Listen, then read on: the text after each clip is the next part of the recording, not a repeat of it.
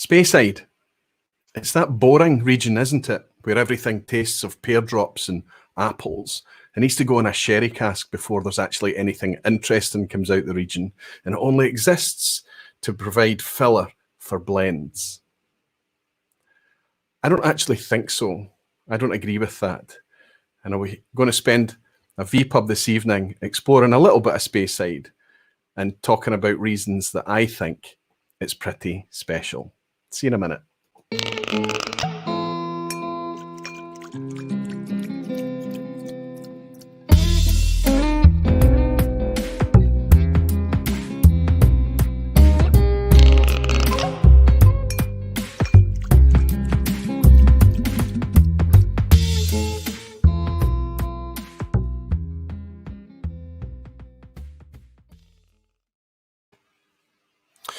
Just had a message to say that my audio is lagging. That was from Rombout. I hope that it's okay. We have had a couple of technical issues. It would be very frustrating if it was me that had the technical issues tonight. I hope it's okay. Let me know how it's going. Jimmy Legs bought me a dram straight away. Postage page, thank you so much to you and Alistair Gray for the chance to try Colkera 16. Really appreciate it. My fingers are crossed and I hope that it makes it to me safe and sound. I'll explain a wee bit what that super chat, that virtual dram is from Jimmy, what that's about a wee bit later perhaps. Welcome everyone. Good to see so many of you here for a night that I was supposed to have a long time ago, honestly. When COVID kicked in at the start of the year, I thought, well, if people can't come and visit to Scotland, I think with the extra vPubs that I'm putting out this year, I'll be able to fill a few with this kind of idea of touring individual Scotch whisky producing regions. And we can invite guests on, people from the community, people that you've seen in the past, maybe people that are new to you, to virtually host distilleries within that region and talk about why they perhaps connect with it, why they enjoy that distillery. That was the idea, and we managed to get through a couple of the tours. You might remember back in March, we did a wee tour of Islay, and we had people from the community coming in.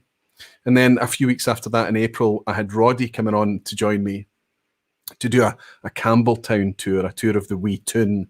And you might remember that Roddy was our host, just wearing different hats at each of the Campbelltown distilleries. And thought it was quite fun. And I intended to continue that, to do a wee bit, maybe in the Lowlands, even though a lot of people love the Lowlands. Do a bit of Speyside, but cut Speyside into little chunks, just doing a few distilleries at a time, and divide the Highlands into kind of Northern Highlands, the Islands, Eastern Highlands, Southern Highlands, that kind of thing.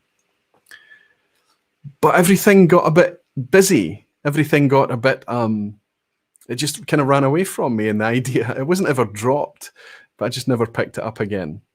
So now I'm going to spend a wee bit of time tonight talking about a region that I actually connect with a lot.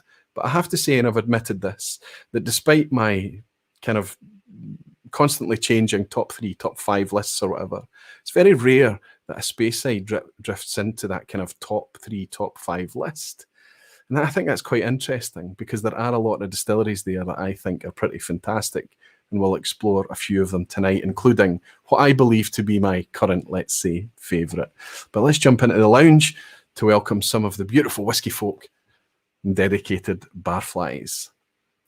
Hakon Bratsberg, I bet you I'm pronouncing your name wrong, but welcome to the Barflies. Aquavitae Barflies is just a way of supporting the channel. You can join a membership. It's $1.99 a month, and you get access to little exclusive content and things, emojis, Glencairn glass emojis, and various other fun things that you can use in the comments and in the live chat here. Welcome to the Barflies, Hakon. I hope it's Hakon. It could be Hakon. It's good to see you, my friend. It looks like a new name to me as well. Let's see who's joining us tonight. We have Anthony Kozinski. Good to see you, Anthony. Talking about Speyside, I'm tempted to buy the Glenlivet 12 illicit still. 40% looks great. Anyone had a sip and could spare a few words? I did buy it. I'm enjoying it, but there's a lot more fruit. There's a lot more grip and texture on the illicit still. It is a wee bit hot. I've said it before, but a wee scoosh of water, it's a much better prospect than the standard Glenlivet, especially for a whiskey enthusiast, Anthony. So if you get it at a good price, I would say £40 or less, I would go with it. It's got a good age statement on it as well. I was quite pleased with it, and I think it's a positive step for Glenlivet, to be honest. Alan McLaughlin is also here. Querty Aardvark is here. Good to see you both. Greg's Whiskey Guide from France. Cresimir is here as well. Wonderful to see you. Sniper King. Whiskey 101. That's Nick. Good to see you, Nick. Graham Young from Canada is here. Richard Hall from down south in Nottingham. Radek is here. You star. Good to see you, Radek. Always nice to welcome you in. Frank Peathead is here, as well as my friend from the States, Richie Z. Good to see you. Gino in Canada. Whiskey Jason in Germany. Aye, laddie, that's Rombout over in the Netherlands. Rombout, tell me if my audio's okay now, will you? Thomas McCrory, good to see you, Thomas. Always good to welcome you in. Jimmy Legg from Canada, as I mentioned earlier, buying me that dram.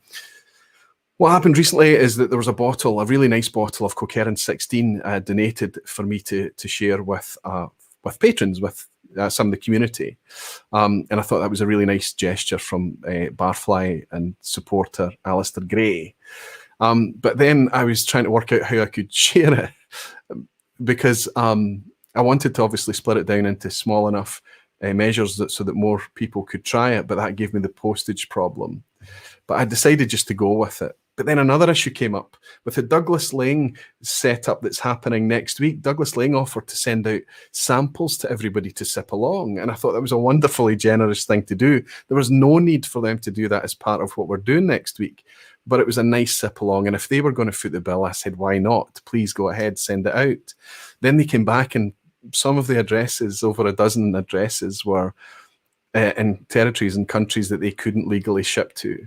And I didn't want to go back to those people and say that they couldn't have their drams. So I asked them to send them to me, and I sent them out. And it was eye-wateringly expensive.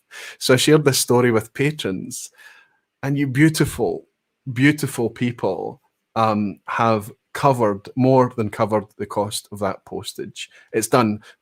And nobody needs to send me any more donations or money or virtual chats to cover that exercise. I'm very, very grateful. It's just wonderful to have you there and have your support as well. And I hope that when you do get the drams, whether it's the Douglas Laing drams or the Coquerin 16, that you enjoy them. Wonderful stuff. Motwinian Chuck is here.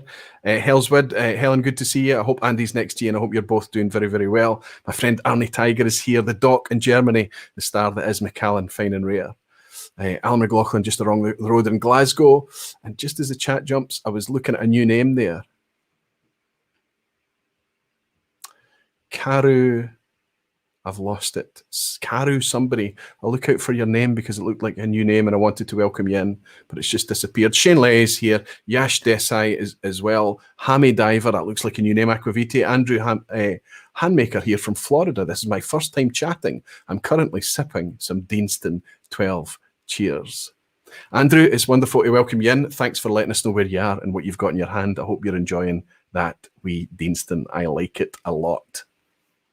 Wonderful to see you all. Desi's here, Odlohan Jungberg, Alistair Gray, Antonio C as well. So many of you in, 269, and we've not even got things started yet.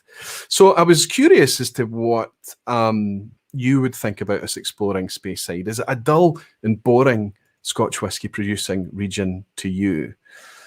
Is it something that you've connected with? Was it your gateway into Scotch whisky, or is it something that you're exploring in the latter part of your journey?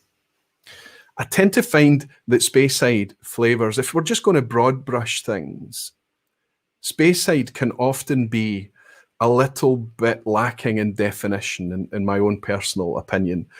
It's not quite got the same definition to me as some of the other regions until you start sipping it in contrast. And then, of course, everything is revealed that, yes, these whiskies can often be remarkably different from each other, just as different as any region, honestly speaking. But there is something that exists in Speyside, I believe, and this is just me speaking loudly, that there is some kind of more homogenization that exists there, because so many of the distilleries, and the reason that the region exists, has been built up to provide filler, let's say seasoning, malt whiskey, let's say, for blends. So the idea was to create something as consistent and reliable as possible in order to do that. And when they filled the capacity of one distillery and they had a neighbouring distillery to do the same thing, they tried to get the profile very close, the same. They wanted to do that because it was popular. There was a market for it. And it makes sense. As we drink whiskey as enthusiasts now in the modern era, that's maybe not quite as relevant as it once was if we're talking about malt for enjoyment of malt whiskey's sake. But the region has stepped up. There's an amazing amount of definition and variety to be had in that region now. We're going to go through a couple of distilleries this evening. And it's just been distilleries that my guests have selected tonight. But I guarantee you that even within those individual distilleries, there's definition and variety within their own ranges. And they're all making product now to be enjoyed as a single malt for single malt's sake. And hopefully, year by year, stepping a wee bit further away from potentially the blend market. Speyside's a fascinating region. It's kind of one of these things it exists serendipitously, like so much things in Scotch whisky. Back in the 18th century, it would have been part of, private distilling was just a thing. It was just something that was always there for as long as distilling has been in Scotland. Farmers and people, local people in the Highlands and across Scotland were distilling privately. And throughout towards the late 18th century, some of the larger commercial concerns started to complain, and they wanted it legislated, and they actually wanted the private distilling outlawed to obviously make their product more in demand and more legitimate. In time, that happened. But what the commercial distilleries didn't bargain for is that they would have huge taxes. The excise would hit them hard, and it would be more difficult for them to produce good quality whiskey and still make money on it. So they were forced to produce more whiskey more efficiently. And if we've learned anything over the decades, over the centuries, is that the faster you try and make whiskey and the more efficient that you try and make it, you're going to suffer on quality. You're certainly going to suffer on flavour, and that's what happened. Meanwhile, north of this Highland line, they're quite happily making the whiskey the way they always had done. But it had just gone underground. It was illicit distilling that they were taking, that they were active in at that point. So they were making their Highland whiskey slowly and carefully the way they always had done. And this contraband whiskey soon became famous and in high demand. And of course, on the back of that, the smuggling started to happen, and bootlegged Highland whiskey became very, very precious. In time, it became known as the Glenlivet whiskey from the Glenlivet region.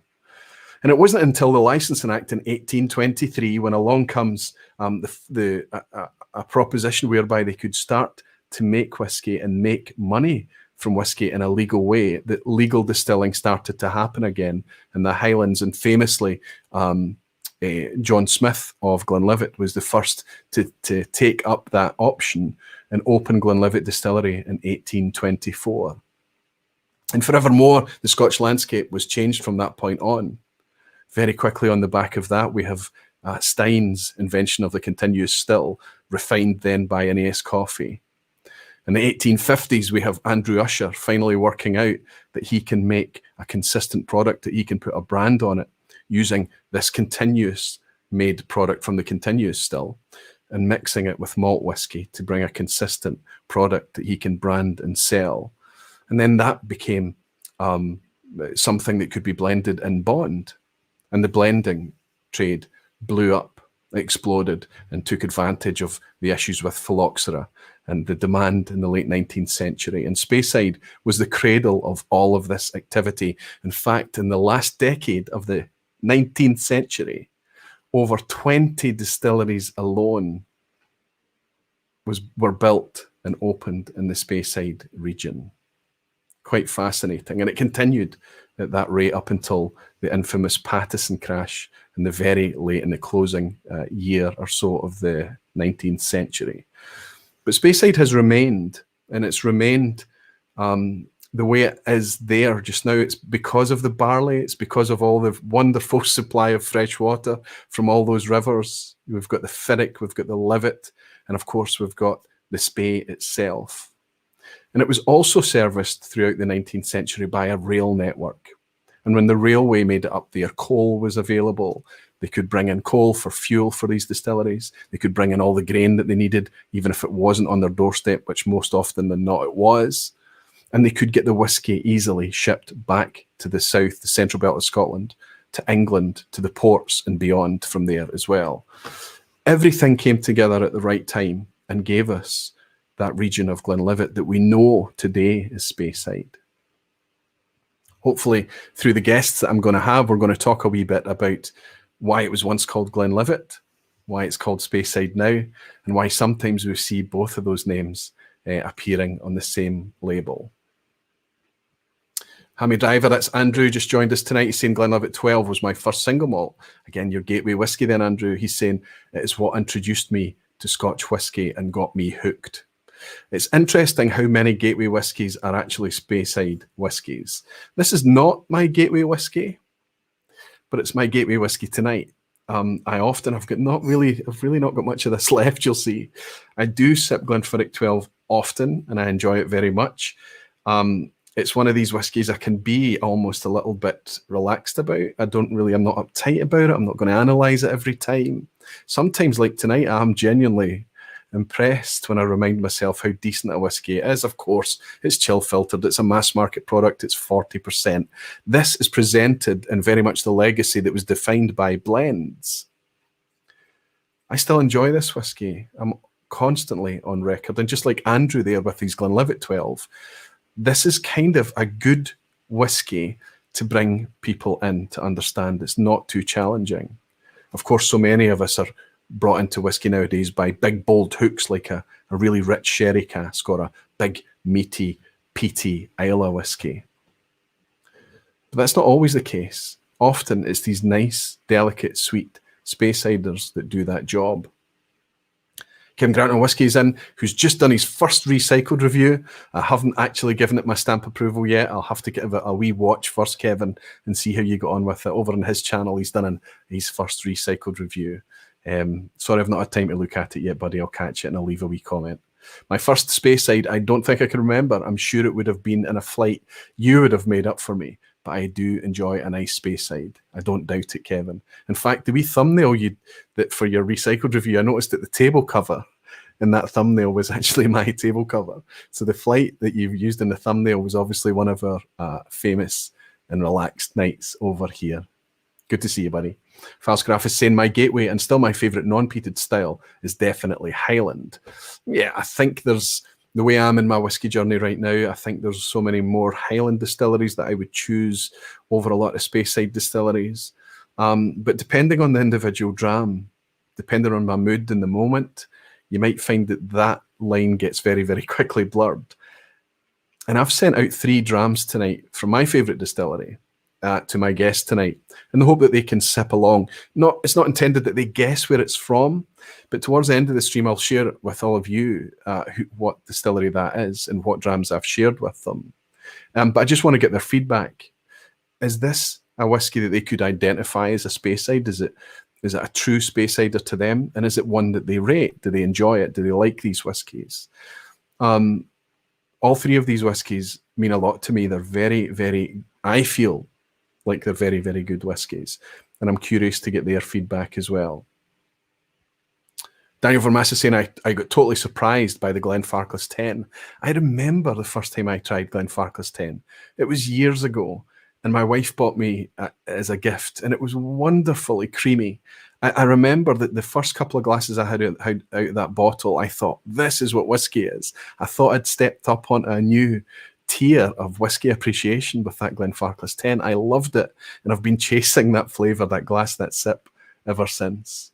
Glenfarclas can still produce fantastic whiskey. Donald Rance from Canada's in. He's saying, hey, Aquavita, if I go to Speyside, I find myself reaching for the Glenfiddich projects 20, 47% non-chill filtered, and how all Glenfiddich whiskey should be. That was one that was presented much more for the enthusiast, and it had that nice story, didn't it, of the brand ambassadors going in and basically being able to sample casks in the warehouse and put together that vatting. Although I'm sure that they didn't put together the vatting. I'm sure it was probably Dave Stewart or someone that got to put it together to bring it to market as something with a backstory selected from the brand ambassadors as whiskey fans. I have to say it's an enjoyable dram, isn't it?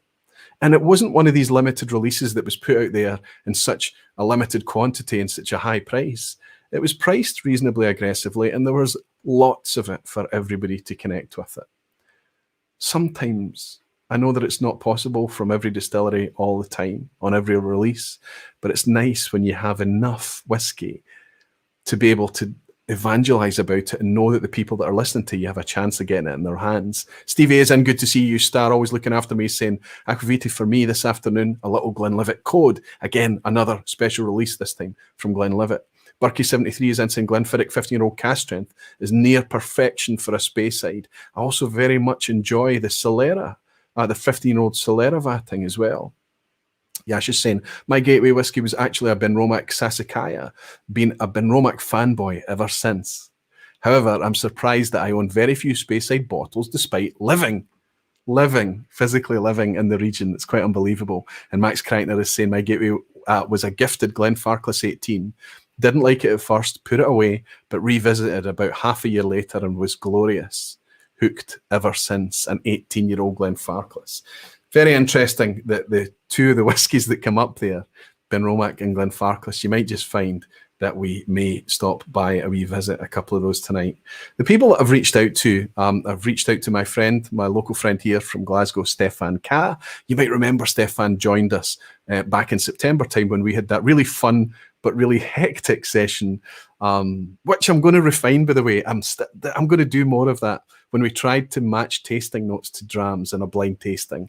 Thought it was great fun.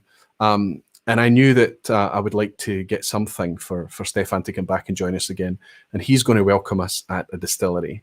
I've also reached out to Moa Nielsen. Moa is an Edinburgh resident, but she's from Sweden. And she's now been producing YouTube content throughout this year. And her channel is Swedish Whiskey Girl over on YouTube. So Moa's going to join us and host us virtually at a distillery as well. And then also Roddy. I know that you all know Roddy very, very well now, and you're constantly asking when Roddy's coming back. When's that guy Roddy coming back on again?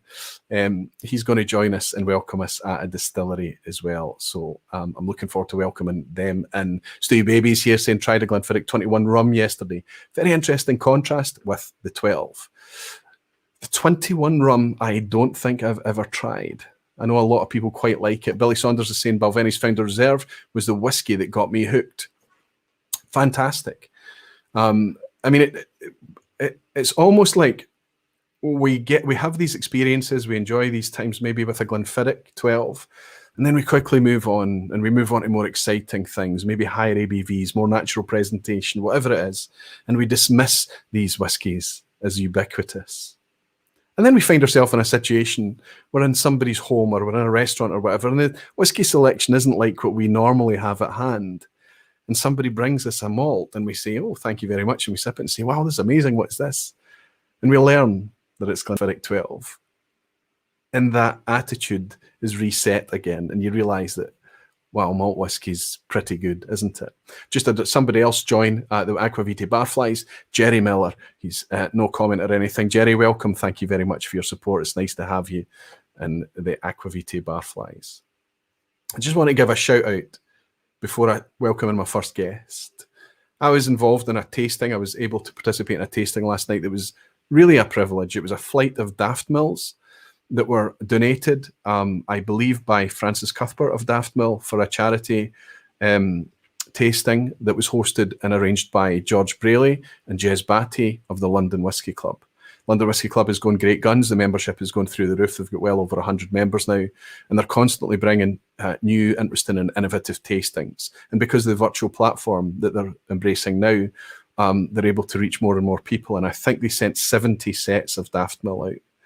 It was just wonderful. And to hear Francis Cuthbert so disarmingly, brutally honest and charming at the same time. We're speaking about a farmer that's sitting, hosting a whiskey tasting, talking about the whiskey he's made. And it's just fascinating stuff.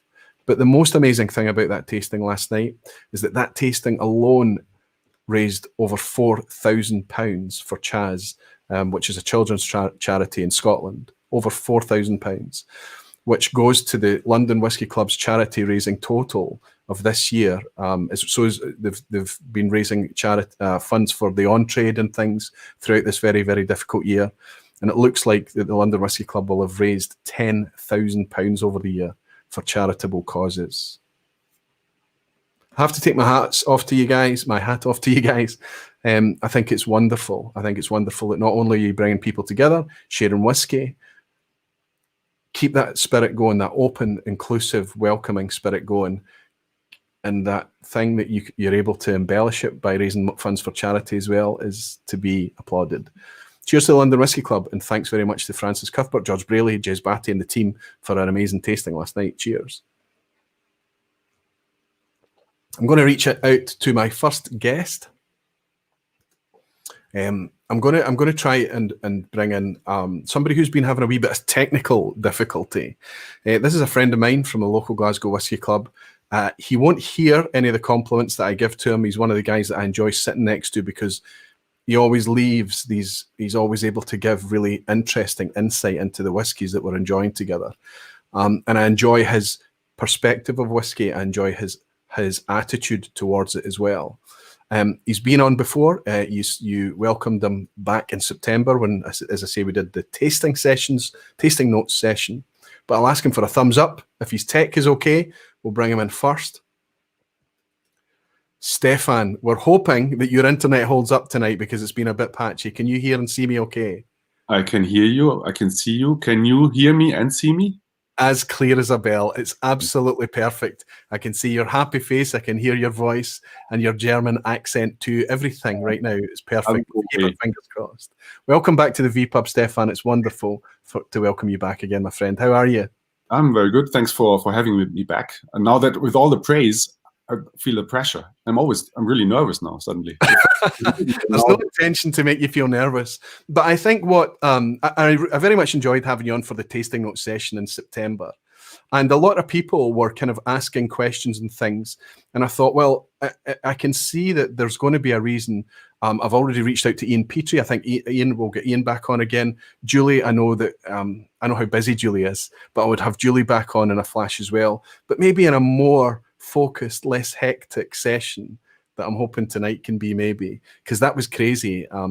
That was a trial night, and I think that we can make something good happen. So maybe we could have you back on to do the tasting notes thing in the future as well. You never know.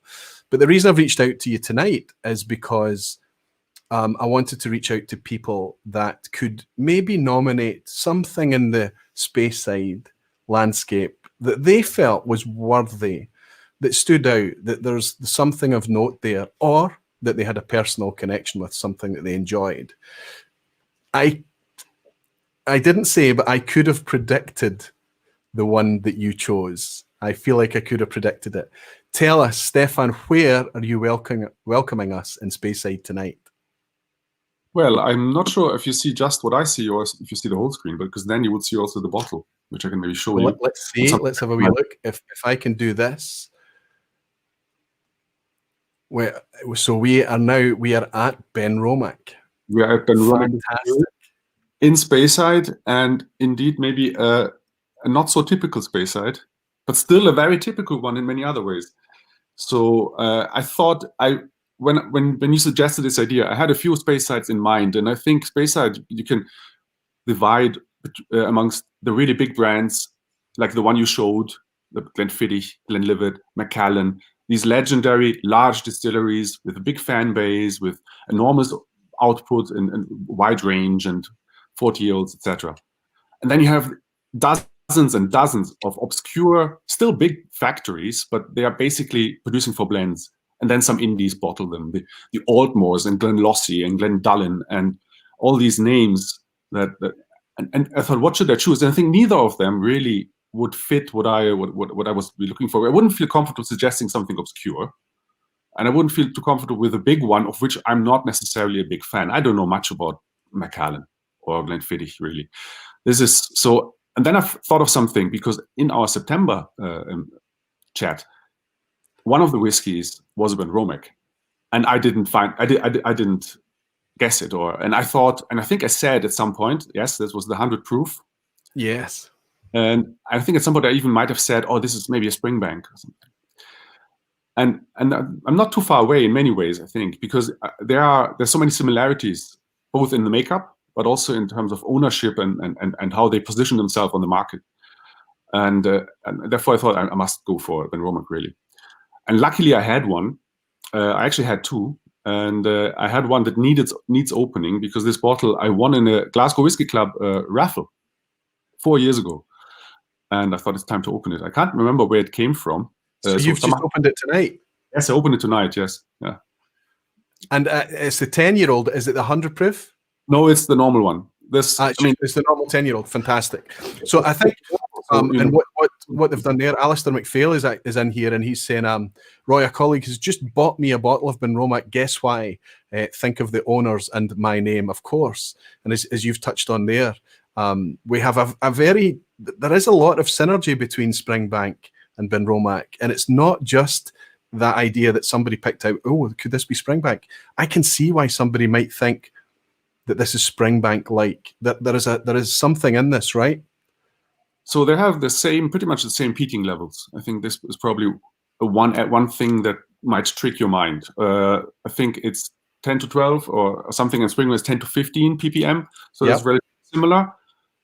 In both cases, the 10-year-old is the standard of, well, the entry level or the big one, and both have a mix of sherry and bourbon casks.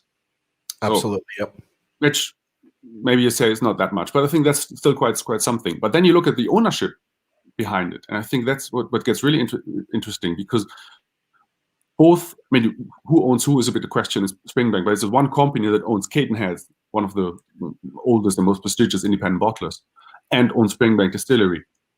Yes. And Gordon and MacPhail is the largest independent bottler in Scotland, and they bought Benromach 27 years ago. So they have it's similar situation where you have a big independent bottler behind or next to it, and then they run a small distillery, because in terms of size they're relatively similar. Benromach is super small. It's something like 250,000 output, which is very similar to the Springbank output. Yes. It's also I've been twice. If you walk in, well, from outside it looks pretty much like every distillery, more or less, but then the still room is the size of my living room, and I don't have a large living room.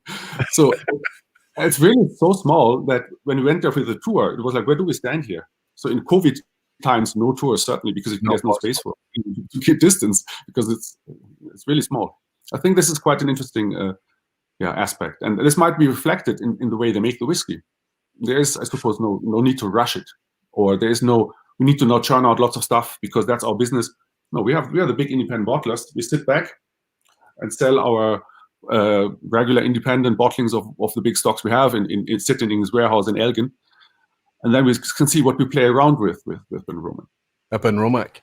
And they have done some fantastic things: wine finishes, a 5-year-old product, organic, triple distilled. It is almost like a skunk works. It's almost like an experimental thing, a little bit similar to Springbank, you could argue.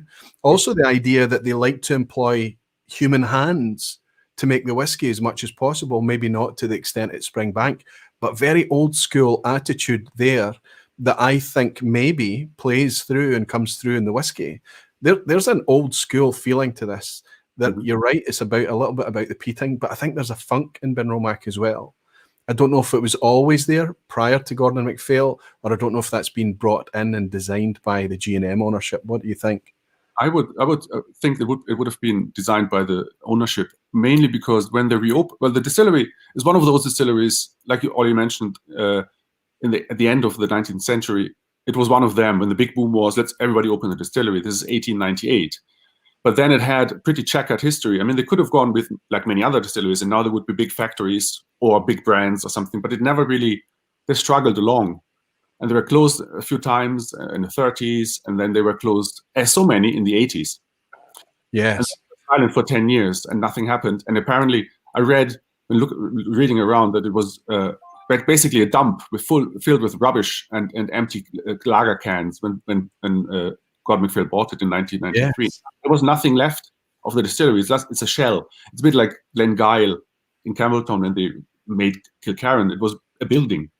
There were two things apparently they could reuse. It was the old mill and the spirit receiver. So these are apparently the two last. So the stills, let's say, and the wash bags and so on are all new. So old Benromach and new Benromach are two different distilleries, one could easily say. I mean, And it's interesting what you say there about that idea that they came along 1898, barely operational. Pattison crash happens, and then they're rolling into trying to recover from First World War. They hit Prohibition. They come into the Second World War, and it's just they never get us. And it wasn't until post-war that anything happened there. And I wonder also with Benromac, their location, I think, is almost outside the region, isn't it? They're kind of up in the north. Is it Forest that they're near up in the northwest? They also went by the name Forest for a bit of time. I was trying to find out what Benromac is. I mean, it's a Ben by name, but there is no Benromac that I know of. Maybe there's a little hill. It's pretty flat when you go there. There's nothing because it's almost a coastal whiskey. Yes. So someone described it somewhere as a typical seaside whiskey, which I'm not entirely sure whether that would be the case, but probably it's not that further away from the sea than Springbank, because Springbank is always, you get people tell you about the maritime and the salt and all these things, but Springbank is really sheltered. It's on the Campbelltown Loch side. It's not on the Atlantic. So it's really sheltered, and this is Loch, and not much happening. And similarly, just north of Benromac, maybe 2 miles, 1.5 miles, is Findhorn, or this inlet. So it's also, this is another similarity, a very similar situation there. And it's also interesting, as we said, Forest and the location, when you mentioned the railway. Now only then I really realized, because it's just next to the railway. So when you come from Forest and drive up there, you have to cross a railway, and then you have the distillery just next to it.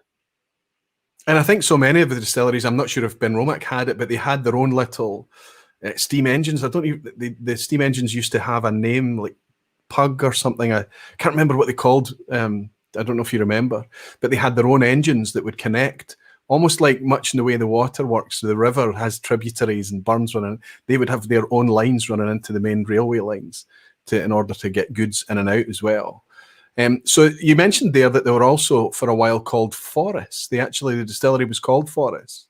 Yes, but only mentioned, but apparently for 10 years, when they changed ownership a few times, pre-Second World War. So I don't know though whether if there are any bottlings of Forest around. I have my doubts. The bottling is another interesting aspect. It's one of those. It's a bit like Springbank and Kilkerran, owned by Cadenheads or owned by Cadenheads, but that you don't see many independent bottlings.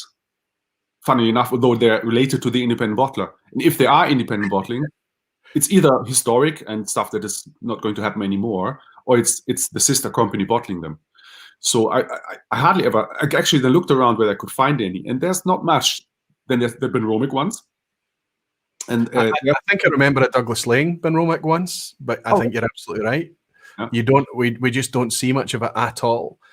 Very much the same philosophy as the Mitchells and Glengyle, Springbank. We don't see Indy Springbanks very often either. No. And you see a legacy. They were owned by Diageo, or what then became Diageo at some point. So there is a Benromac rare malts, and rare malts, which are these kind of semi-independent bottling, if you want. It's like even range by Diageo at the time, and there is one Benromac as well of that range. So a late 90s one, around 19 or 20 years old or something, right? 19, I think, in 19, yeah. Yeah, the rare malts. I remember the gold and black, and I think was there a Flora and Fauna Benromac? Am I thinking of Balmainac? I don't think there is, but yeah, Balmainac. I think there was a Flora and Fauna Balmainac. I'm getting confused there, but yeah, I remember that through the Diageo ownership, obviously, we had a rare malts release as well. Fascinating. Matthias Mulder is saying there is a Glen Forest, which is Edredauer. Never heard of that one. Actually, is saying phenomenal insights from Stefan. Well, and Stephen Dunn is saying this guy knows his stuff. Great discussion. Okay, you see. But I thought Edredauer, interestingly, which is not Speyside, and we're not talking about Edredauer, I would put into the same order of distilleries of Springbank with Cadenheads, Benromac with Gordon MacPhail, Edredauer with Signatory. I'd probably also top 3, top 4 independent bottlers with the most interesting range and the best stock. And they also have a distillery as a side business to play around with. And maybe Edredauer, particularly most recently, produces great stuff. There's a legacy of really terrible whiskey with Edredauer, but also there, independent bottler comes in, turns the thing around, and suddenly there's good stuff. Now that the first things that were produced under their ownership, the first 10-year-olds and so on, is great. And I think what's fascinating about it being an independent bottler at the helm, they're already very well versed at how to present whiskies to an enthusiast, people that are enjoying single malts for the sake of single malts, and they know what they want to create. So their end vision is very different from a large scale producer that has to service maybe a fairly large blend market, for example. Reb Mordecai is saying Benromac is not the only distillery in Forest. Can you name the other one, Stefan? It's a museum. As Dallas do? No. Yeah, Dallas do. Yeah, he's saying. Okay, you see. Might start producing soon. We always hear the news, don't we, that somebody's going to inject money into Dallas do and bring it back to life again. So let me ask you, when we talk about that kind of thing where independent bottlers, then, because we've seen it with Hunter Lang, Ardmore, we're seeing it with Douglas Lang as well, with Strathearn, and obviously Clutha, trying to move Clutha forward as well. Right across the board, if you look at Ardnamurchan. And this is the example. And Roy, we tried one just last, was a Saturday in the club. Yeah, that's right. The Ardnamurchan, the inaugural release we did. That was the opening dram. And this is the first, I never bought the cask. I have a tiny share in an Ardnamurchan cask, but there were so many around. And I thought, I think about this quite well. But then Adelphi is behind Ardnamurchan, so I thought there's a similar logic. I thought it will be good. It will be good. Or let's please be good. And I think the first results we see confirm it. So I think we should be safe. My little I think should be good. Honestly speaking, the only bad thing about that Ardnamurchan on Saturday night is the intergalactically good drams that followed it. Yeah. That was our opening dram, a young 5-year-old whiskey, around about 5 years old, but then followed by these, because it's getting to the end of the year, the club were bringing out some really amazing whiskies to share with us. But I went back to the Ardnamurchan and finished the Ardnamurchan, and I still enjoyed it very much. Did you enjoy it? Yes, excellent. And I bought a bottle as well, just because that's the first bottling of the distillery where I have a part of a cask, so I had to. And I didn't have to open it yet because we had the one in the club as well, so it was pretty fantastic. Fantastic. We did have no Speyside, by the way. Did you notice? We had 7 drams, but no Speyside. Just coincidence, though. It'd be interesting to see our flights at the club, or any club up and down the country or across the world. How often do we ignore the ubiquitous blend fodder? How often do we ignore the ubiquitous Macallans, Glenfiddichs, Glenlivets? How often do we forget and just drop them and dismiss them? How often would they be slotted into a blind challenge and surprise us? I think sometimes it's nice to kind of reconnect with some of these things that we've been a bit dismissive about. Do you think that there's going to be a continued drive by independent bottlers to want to kind of not only rely on cask trading in order to survive, but also be able to distill as well? Is that important to them, do you think? Yes, but I think all the ones with the market clout and big names with probably the funding have done so already, I would think. Yeah. I'm not so sure. And do we need more new distilleries? So I think this is also what some of those who have not yet acted and built a distillery might ask themselves as well. Maybe buy one, although that's not that easy either, I guess. But at least you would buy one with existing stock and so on. But now start from scratch with another one, I'm not so sure. What I did notice with independent bottlers over the last 10 years is that you had quite a separation with quite a large gulf in between. So down at the lower level in terms of turnover and scale, you had people that were doing maybe a dozen, 2 dozen, 3 dozen releases a year, and even lower, some of them were hobbyist levels, whiskey broker, dram full, creative whiskey company, things like that. And then you had the other ones that moved upwards and got into distilling, Signatory, Gordon and MacPhail. Mitchell's have been doing it for a long time as well. So you saw this kind of this gap in the middle, and I guess that some companies have come along and they're starting to kind of close that a little bit, like North Star, I would guess. But there seems to be quite a large space now for independent bottlers. You're either a distiller and you've got that portfolio where you're distilling and you're doing your independent bottling, or you're quite a bit smaller, I think. It'll be interesting to see how that plays out as it moves forward. What's also interesting here, if you think of when Gordon MacPhail went into distilling, so to say, 93, this wasn't a time where you would build a distillery or do anything. To start at that time was crazy, probably seen as a crazy idea. This was just after when Isle of Arran started.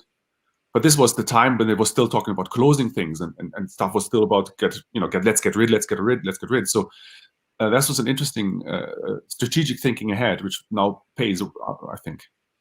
Quite a vision, because you're absolutely right. When we were sitting on a very deep stock of very mature whiskey back in the early 90s, very interesting that they had that foresight to creep forward. One more thing I wanted to add, I think is also makes Benromach quite interesting. This whole history, ownership, and all this, that's quite good. But also, if you look at how they make the whiskey, what is, I think, the most interesting thing here is the yeast. And they are, as far as I understand, I'm not sure about Ben Nevis, because Ben Nevis use brewer's yeast, or maybe not, but at least they have been. But Benromach are using brewer's yeast in a combination with distiller's yeast. So they use other less efficient, but potentially more flavorful, or with the end products more flavorful yeast types. And that is something, I think, that makes them pretty unique in terms of what they're doing. So for context, the concept there is that large, production-driven distilleries would tend to use a distiller's yeast that's specifically developed for that. And there's some arguments out there and discussions out there about how much flavour it provides versus a more traditional style of using a brewer's yeast in the fermentation. So essentially, when they're making that beer, that wash, what they're doing is using a brewer's yeast. Do you have any experience of that? Has there ever been a situation where you've actually been able to taste two very similar products with two different yeasts? Or where we once went to Loch Lomond Distillery, not far from Glasgow, and not a normally accessible distillery, which we did as part of the Dramboree, which used to be this, is now discontinued, or stopped doing it. It's basically an annual get-together of whiskey people meet over a weekend, and distillery and straight whiskey. And so through these people and lots of bloggers and so on, we had access and get a special tour of Loch Lomond Distillery.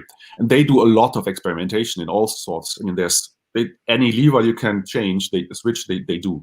And they experimented with wine yeast. So they gave us some cask samples, relatively young, 60 years old or 80-year-old, wine yeast experiment, which was super fruity, had this a very tropical thing to them. And I always wonder, was it the wine? But it wasn't direct comparison. It would have been good to have the same, let's say, same cask type and so on, and same time, 6 years and all this, and then compare them directly, contrast them.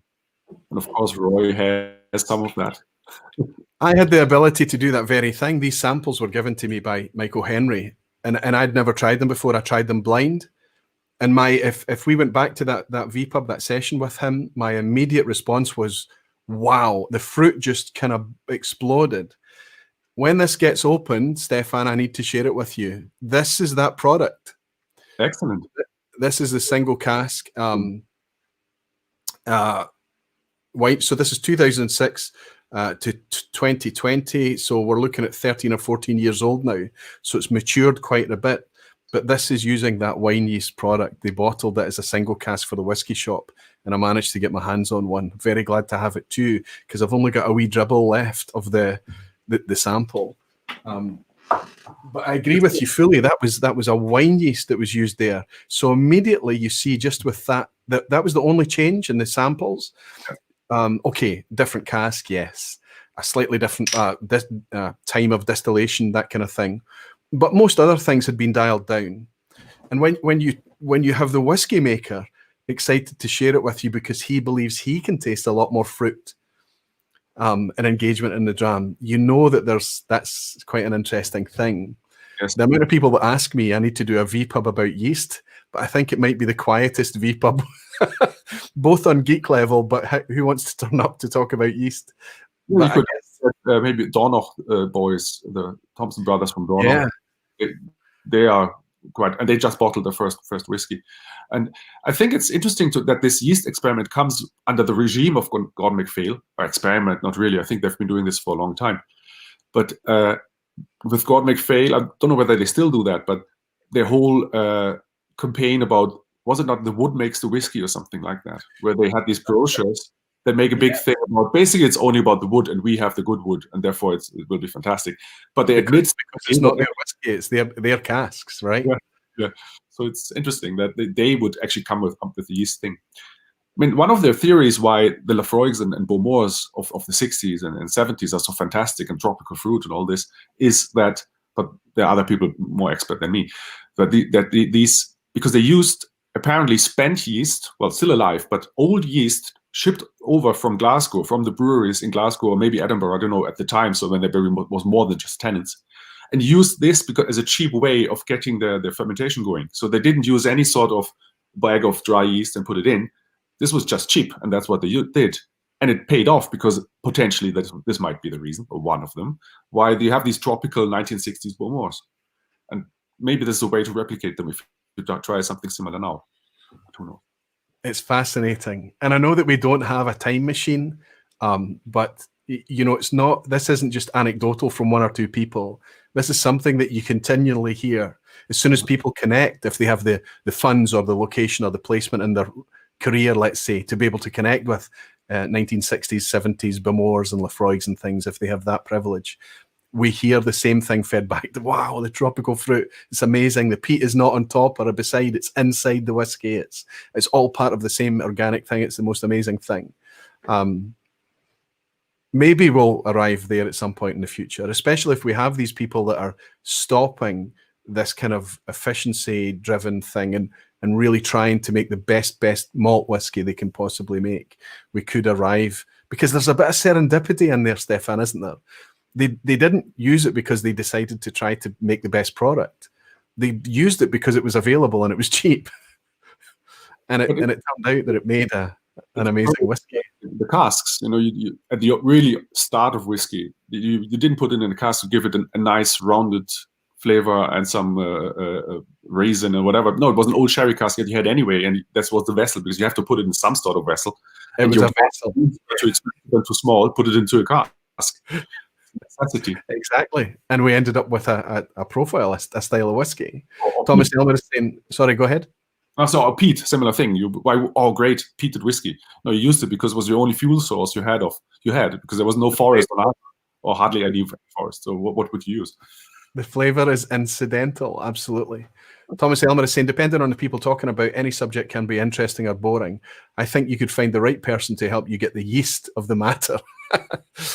Alistair McPhail is saying, friends, I need to turn in. It's 1:40. Alistair, I know you're in, I think you're over in the Middle East somewhere right now. Have a great vPub, Slancheva. Alistair, thank you for tuning in late.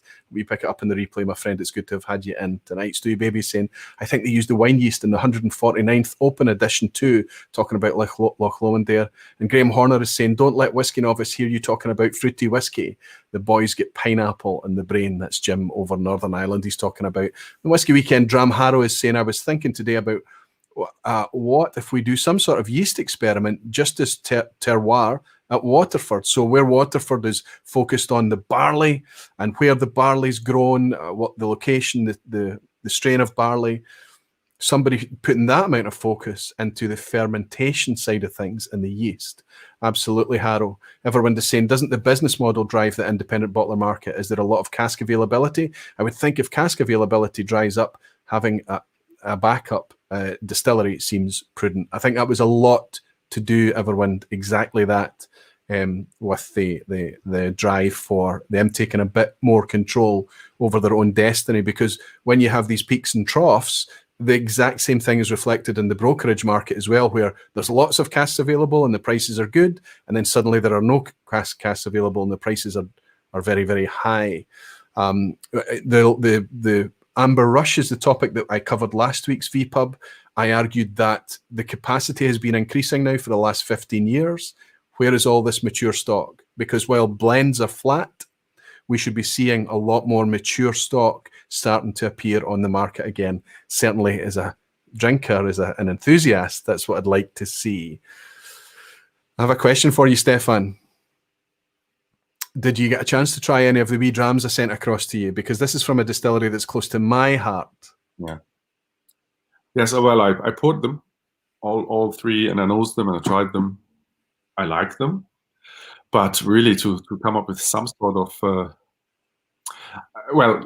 those who don't see them now, but some are kind of pale-ish, so some sort of bourbon cask or whatever, or certainly nothing super heavy, but one is super dark and is some sherry monster.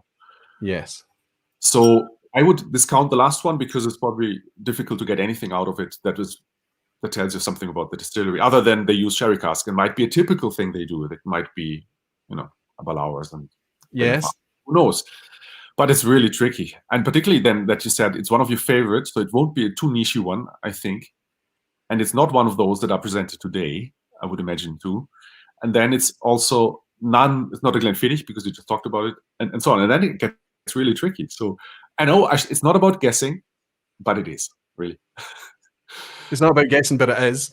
Listen, if you want to have a bit of fun or something like that, but just to hear you go through that process of elimination in such a formulaic way is just amazing, because you're absolutely on the right track, and you're correct. I can help you a little bit by telling you 2 out of the 3 are official bottlings, and 1 is an independent. And I think you've probably already worked out exactly what the makeup there is. I haven't told anybody in the lounge. A lot of the people in the lounge will know immediately what these whiskies are, and what I've spoken about them enough over my time here.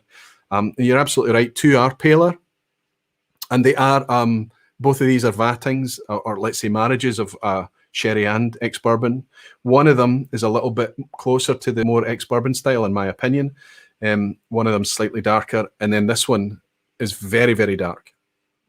This is not my favorite style of whiskey. This is not the whiskey I usually connect with, but I do enjoy it from time to time. It's a mood whiskey for me, something I would have. Certainly, it's very wintry for me. I like it at this time of year.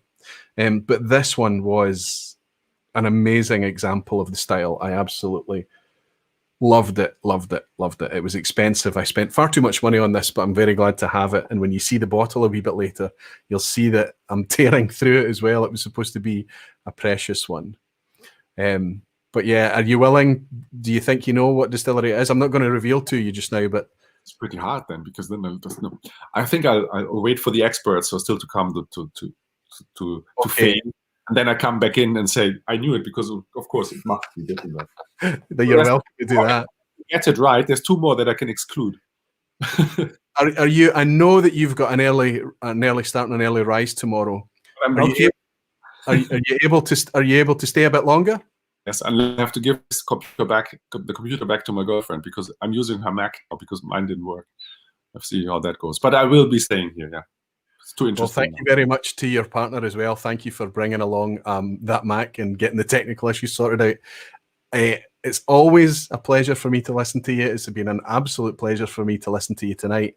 And if anybody has enjoyed listening to Stefan tonight, please leave the comments in the video under the video below, and Stefan will be able to come back hopefully at some point in the future and interact with you if you've got any questions or any comments that you want to make to Stefan. Go ahead, Stefan. You're Ben Romack. Just they just rebranded the whole thing, so now it's a different packaging. Is it better? Is it worse? But no, it's a white box with red stuff on it. But it's still same makeup, pretty much, I guess. It's also, by the way, only 43%, and they don't say anything about chill filtration or coloring, so which probably they do, but not too much extent. There are a few releases that they do kind of point a wee bit more to our, but it's annoying because they're all their standard releases, their 10-year-old, for example, their 15-year-old, are all 43%. And I kind of understand that if you think of Gordon MacPhail, Connoisseur's Choice, with some exceptions, are often 43%, because they existed on the back of, like, all of these, 43% was considered strong enough. Thank you very much. It's only in the last 30, 40 years that we've started to really drive this direction of much more natural, closer to cask presentation style. It's interesting because Glendronach do a 43% 12-year-old, but it's unchill filtered. So it's not automatically a thing that it has to be above 45.7 in order to be unchill filtered. There are some. Maybe go ahead. No, I think but in the end it doesn't really matter because it's great whiskey. I would have thought it's 46. I don't think it loses anything. The mouthfeel, everything is there. And if they can still do this at 43, well, good on them. Fine, they make more money out of the bottle, or they can add more water. But it would be great if they made. How great? Maybe it would be even better if it was this extra little thing. But I think so as well. And I think because it's malt, I get a wee bit more precious about malt. I'm okay with things being at 40%. I'm certainly okay at being reminded how good things can be at 40% and 43. We have to be careful not to let the snobbery take over. But I think malt whiskey is such a precious thing. Give it to us with Nothing taken away, and especially nothing added is kind of the mantra. This one that I've been drinking tonight is not part of that. It's 57%. This is like their closer to cask strength style, their 100 proof, which I think they've stopped now. This is discontinued, and I think they've got a cask strength release now. Yes. I'm not. They have. It has a funny name, something I don't know, but it's replicating it, but it's not the exact same thing. It's not the same strength. And I'm not sure if it has an age statement. It might have an age statement. Maybe the lounge can tell us. Stefan, thank you so much for hanging out with us tonight. Thank you for sharing your insight and wisdom, and thanks for bringing a cool distillery in the form of Benromac, one that we very much enjoy. If you can stay around, I'll look out for you, and I'll bring you in at whatever point that you're still here towards the night. Relax and enjoy, and thank you so much, Stefan. Cheers, everyone. Thanks, my friend. Thank you. Wonderful. I hope you enjoyed that. I hope you enjoyed Stefan. I find him very, very easy to listen to. I could listen to him for a long time. Multi-Mission Menno is here saying it's pretty striking how much the regular 10 and the cask strength Benromac are different. Don't you find that generally with things? I mean, we don't always know that the makeup is the same in terms of casks and things. They might be going for a different thing, but I would agree with you. It's interesting what Stefan said there about the 43%. You could sip it and accept that it is 46%, and I agree with him there. It's not the kind of whiskey that you're sipping at 43 and thinking, oh, this is just watery, it's too watery. But it would be nice if it was a dot higher. And Roddy's saying new Benromacs are vintage rather than age statement. Okay, so that's the cask strengths. Mark Slinger is saying Benromacs say that all the whiskey's natural colour. And Daniel Vermaas is saying the single cask version of Benromac are magical. So we've got lots of Benromac fans in tonight. And Tony, I nearly missed that dram. I hope I don't miss any virtual drams tonight. Antonio's bought me a dram and said I had a virtual tasting of Waterford with Matt Rainier himself yesterday. He really is crazy about barley. We had tons of banter about fake casks. Yes, I spent a lot of time speaking to Mark as well. Quite amazing, the perspective that he brings along. Very, very interesting storyteller too. I hope you enjoyed your Waterford tasting yesterday, Anthony, and thank you so much for your virtual drama friend. Sláinte to you. I've got another. Oh, wow. Did I pick up the Glenfiddich there? Chad is saying he's bought me a dram and he said, when you get used to 46% and up, it's hard to drink 40 to 43% and not feel like it tastes thin. I agree with you, Chad. But what I will say is that if you have a couple of days off, even a wee break, and then you come back and you sip 40, 43%, or you're in an environment where you're sipping 40, 43%, because you don't have cask strength whiskies or higher ABV whiskies on hand, you very, very quickly get back into it again. But I agree that sometimes, especially if you're just sipping a very low ABV whiskey in contrast with other whiskies, it can immediately taste a wee bit watery and thin, and that makes perfect sense. Falsgraf is saying Benromac gives out a batch-wise cask strength. TIIS guest is, this guest is fantastic. He is really knowledgeable. Must come more often, Stefan. You're going to get dragged back on again, just like your buddy Roddy. Actually, is saying Benromac Organic after the Craigellachie 13 is not a good idea. The latter has greater engagement. The Benromac 10 is more interesting, I think. But the Benromac Organic is a young, spirit-forward whiskey. The Benromac Organic is all about tasting the spirit. It's a very, very different prospect. Whereas Craigellachie 13 is a richer, heavier, meatier, all-round prospect. Chris is saying Aquavita, I mentioned earlier, Longmorn, amazing potential, criminal management thoughts. Yes, I agree. And yet, they do bring... They give us the scraps from the table. Sometimes it seems they bring us the absolute minimum. Sometimes they put it out there cynically packaged, cynically priced. But occasionally, they're able to bring out an absolute peach. Gregor is saying, Crispy and I were chatting about how we thought we were Speysiders at heart, only to find far more Highlands in the collection when we took stock.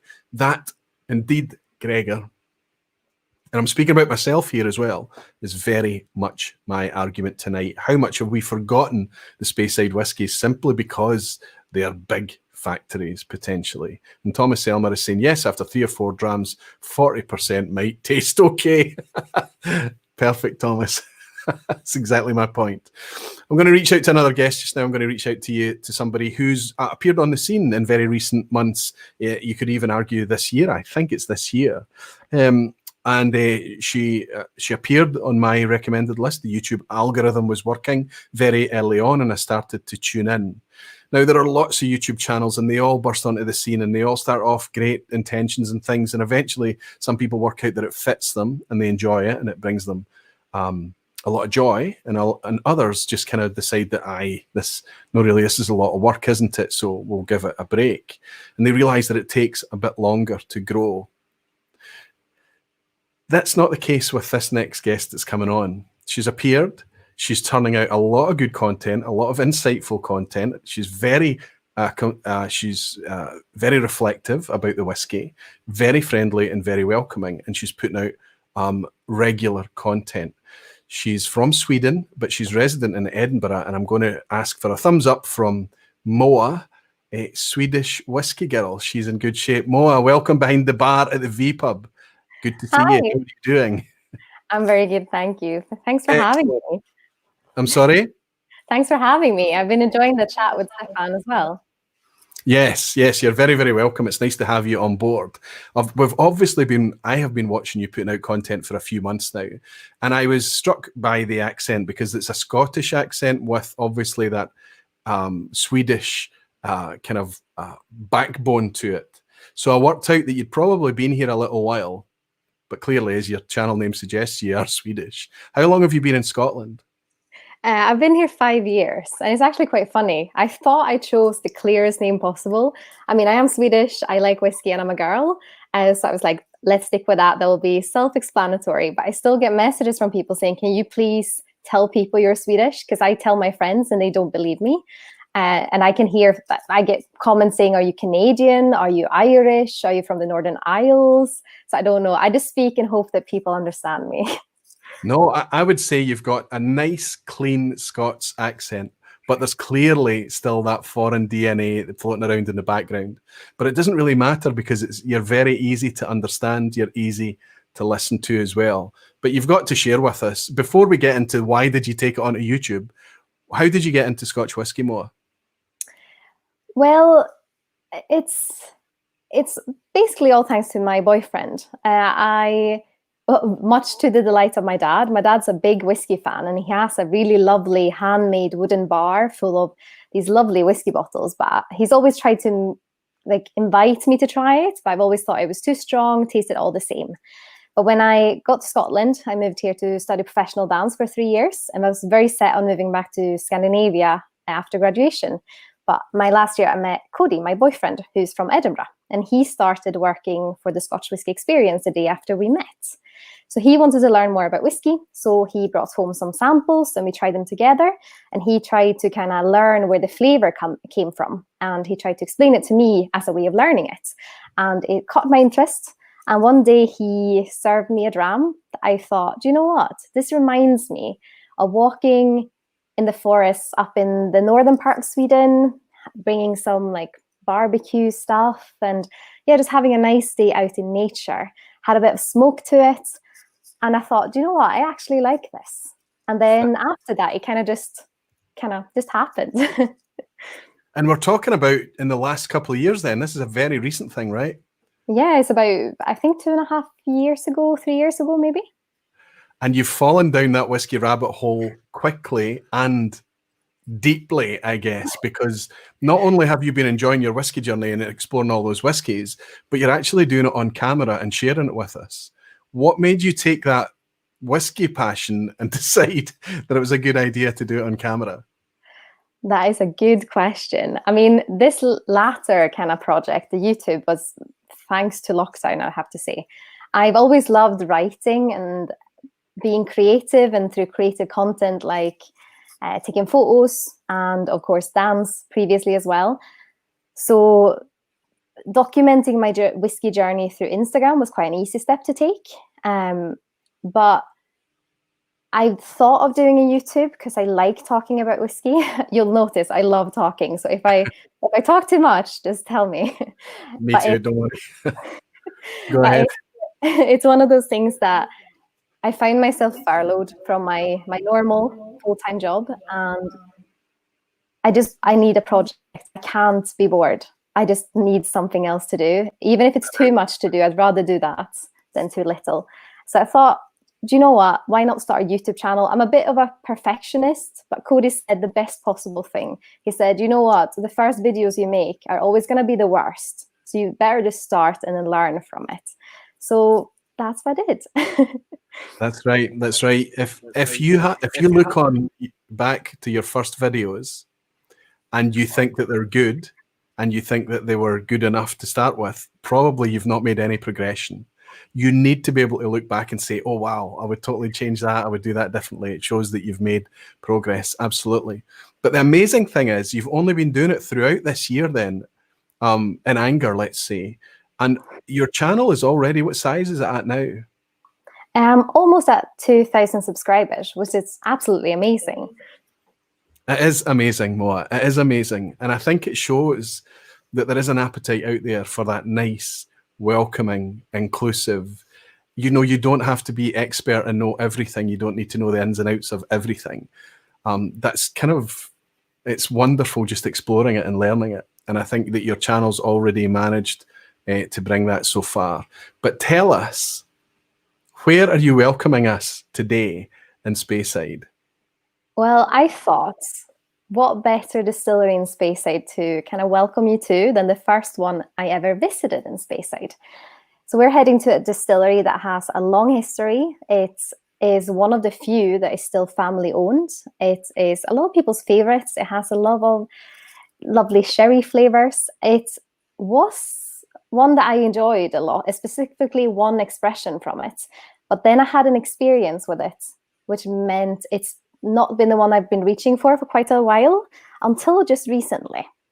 And that is Farkles. Farkles, owned by the Grants family, of course. I just want to mention that, Tim, you've got a fan in Donnerpass Whiskey. Tim, he's saying, Swedish Whiskey Girl is great. I was looking out also to see if Christopher Malloy was in tonight. Christopher Malloy has been tugging at my shirt for a while, saying, you need to get more on, you need to get more on. So he'll be pleased that you've appeared tonight as well, Moa. So Farkles, that means that, and I was quite amazed to find this, you're forcing me to do an uncorking. I don't have any Farkles open, but it's been a long time coming for me to open this one. What one do you have on hand, Moa? I have this one, the one that got me to re-fall in love with it. Let me see if I can see it. The 15? The 15. And well, that chat that you heard Stefan and I talking about, you might have heard us talking about the 43% and things. The interesting thing about the 15 is that it's presented at a slightly better ABV at 46. So is that what you've got in the glass just now? Yes. Yeah, that's the one I have here. Well, I'm opening, and I've been keeping this for a while because this is quite ubiquitous. This is Farkles 105, which is their cast strength version. I guess this is a wee bit like Benromac's cast strength release, or it used to be their 100 proof. But this is an interesting one because people thought that Farkles 105 was always, or the standard 105 was always non-age statement. But from time to time, it appeared with an age statement. And if you look at the back of this, I need the camera to focus. Perhaps I don't know if you can see that. It's so little contrast there. But I promise you, there is a 105 written here and there is a 10 years written here. But it's so subtle that you can barely see it. Can you see that now? Yeah, I see it. It's interesting with their labelings. I know you were talking about earlier, Benromac's just done a rebranding, and I know a lot of people already know that a lot of brands have been rebranded recently, but I don't think we're going to see one from Farkles. I think there would be a bit of maybe a mutiny if that happened. There has been rebrandings over the decades, let's say with Farkles. They used to have a white label with the stag on it, but the font, that text logo was always the same, and they've kind of continued that. It's very similar. I think that Farkles have one of those images, those designs, that if they stuck with it and never changed it, it would become very, very fashionable again in the near future. No, definitely. I mean, they are classic, and they are what you see, and that's their branding, and I think a lot of people would agree that that works for them really well. But because they're family owned, they can do exactly what they want. They can do it at their own pace, at their own whim. They can do exactly what they want to do. We'll talk about Glenfarclas in a second. Jimmy Legacy, and I don't have any Bonomac open, so it's only right to you open a Glenfarclas. Otherwise the bottles just stay closed, don't they, Jimmy, waiting for that right moment. Sometimes that right moment is just a Thursday night while we've got Moa on talking about Glenfarclas. Actually, saying the 17 is wonderful too, and prices are relatively friendly. Generally speaking, Glenfarclas prices are relatively friendly. There's 21 and 25. 21's less than 100 usually. 25 is just a wee bit over. You can still get a hold of it. Whiskey Central, that Shayla is in. So happy to see another woman whiskey reviewer. Cheers, Swedish whiskey girl. That's what you need to do, Moa. You need to reach out to Shayla. She's very, very similar to you. Lots of synergy going on there. And interestingly, both channels are growing very, very quickly. There's a reason for that. You should reach out to Shayla and see if you want to get together and do a wee collaboration. Different time zones, but Shayla's often in here hanging out. Yeah, that sounds amazing. Harrow is saying the 105 is the old version with the 10. Yes, Harrow, a broad brush it was, but the 10 appeared and then it disappeared. The 10 appeared and it disappeared. And I asked George Grant once, I said, why are some 105s age stated and others aren't? And he was like, sometimes they're genuinely 10 years old and sometimes they're not. It was just as kind of, they just kind of dismissed it like that. And I was like, okay. But generally speaking, yes, some of the older Glenfarclas 105s are the ones that carried that 10-year age statement. Mm. Excellent stuff. So tell us about your experience with Glenfarclas then. You were sharing a wee story with me and I said, okay, maybe that's a good thing to share on the evening. Tell us about it. Yeah, so I think when I started out on my whiskey journey, it's one of those things that so the dram that got me into whiskey was an Islay whiskey called Ardbeg 10. It just resonated with me, reminded me of smoky meats that we have in Sweden. And I think at the start of your whiskey journey, at least for me, my personal experience was that bold flavors were quite easy to grasp. You can kind of taste them, you could identify them.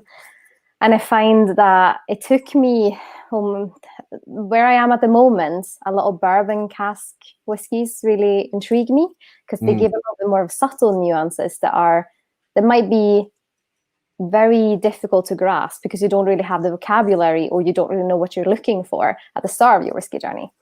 So the Glenfarclas 105 was probably the biggest impression and the meeting I had with Glenfarclas. And I mean, it's a lovely sherry. Was that the power? Was that the boldness? Was that the high ABV, 60% ABV? The 105 you're talking about, yeah? Yes. I mean, the 105 obviously is what most people see a cask strength expression. I think it's batch strength because it's always bottled at 60%, if I'm not wrong. That's right, yeah. Yeah, so I think it was one of those that the sherry flavors were so lovely that even though it sat at 60%, it wasn't that difficult to drink. And you could definitely enjoy it without water. So it was one that surprised me and then kind of stuck with me as a personal favorite. So it's not too difficult to see why we chose Glenfarclas as one of the first distilleries to visit when we finally decided to go to Speyside. So we had 2 days booked, 5 distilleries, so excited. We went up after work.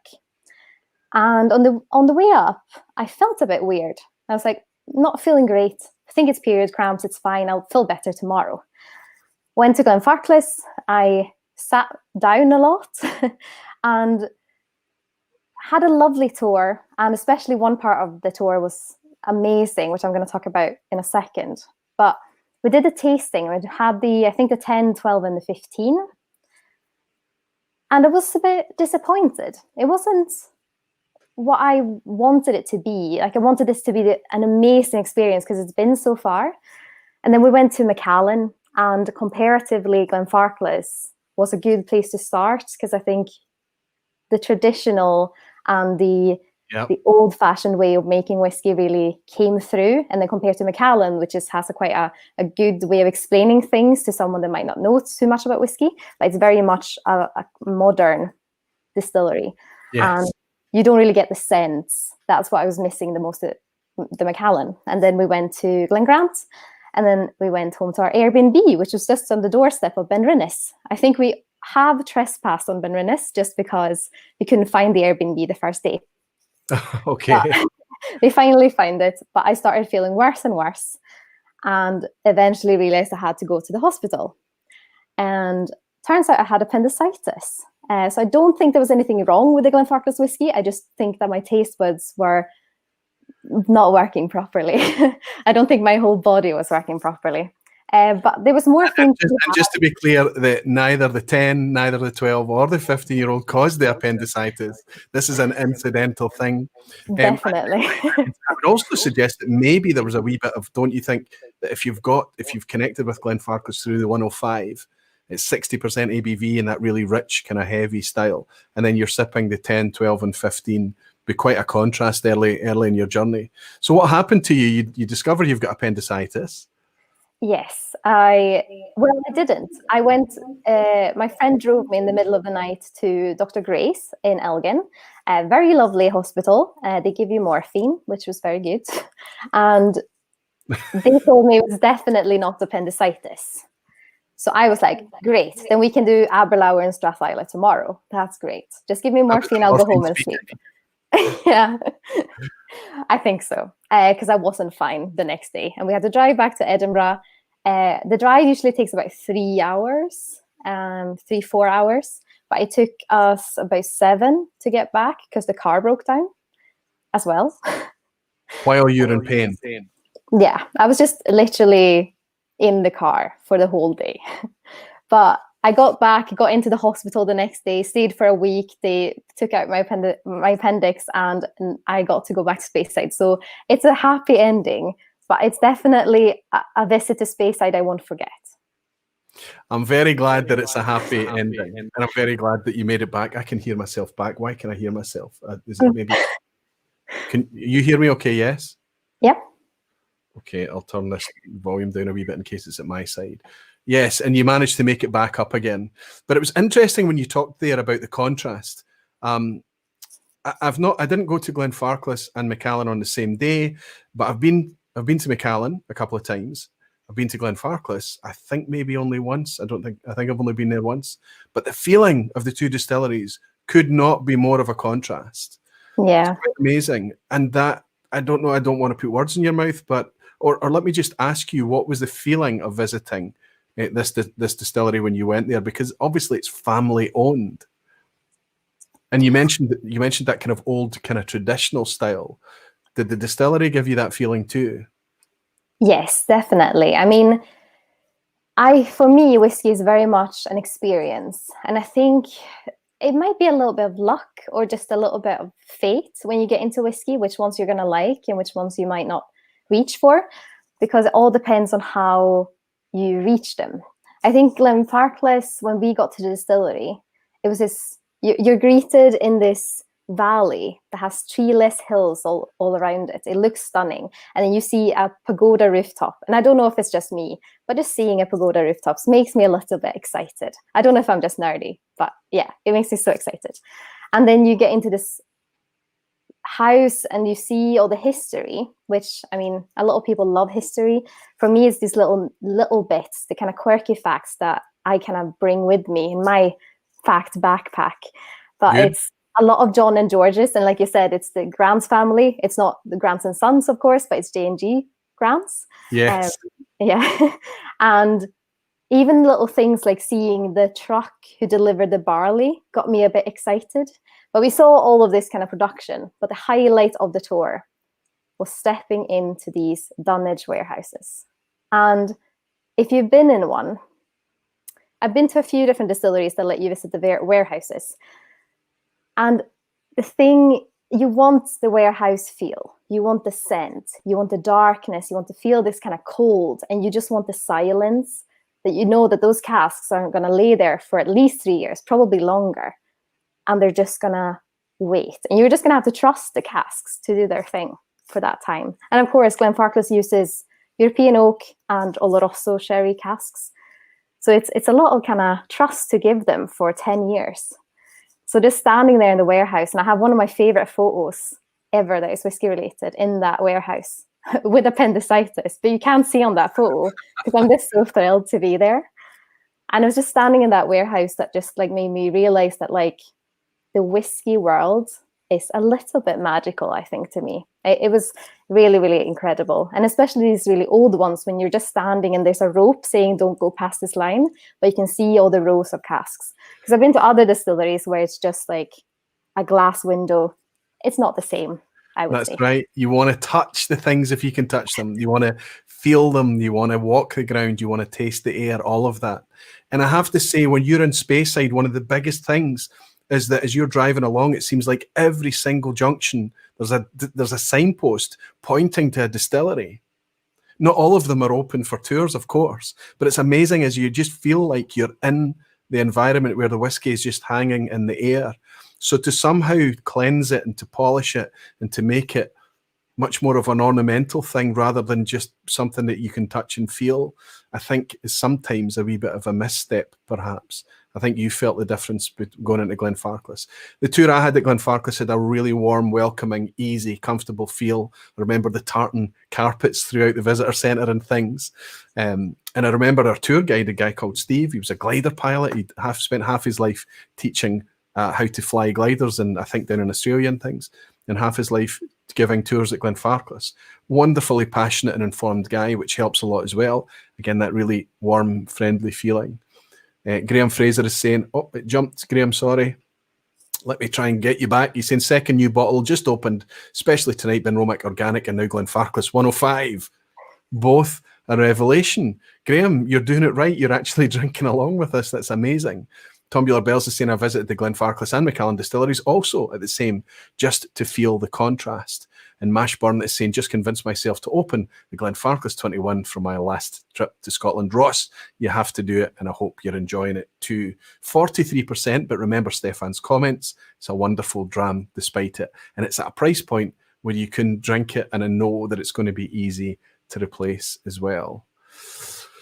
Tombular Bells is saying Glenfarclas is authentic and Macallan is bombastic. He's using the word bombastic, and actually is saying Benromic Organic coming into its own now. The Craigellachie flavours are eased out from the palate, actually is reconnecting with that young, spirity organic.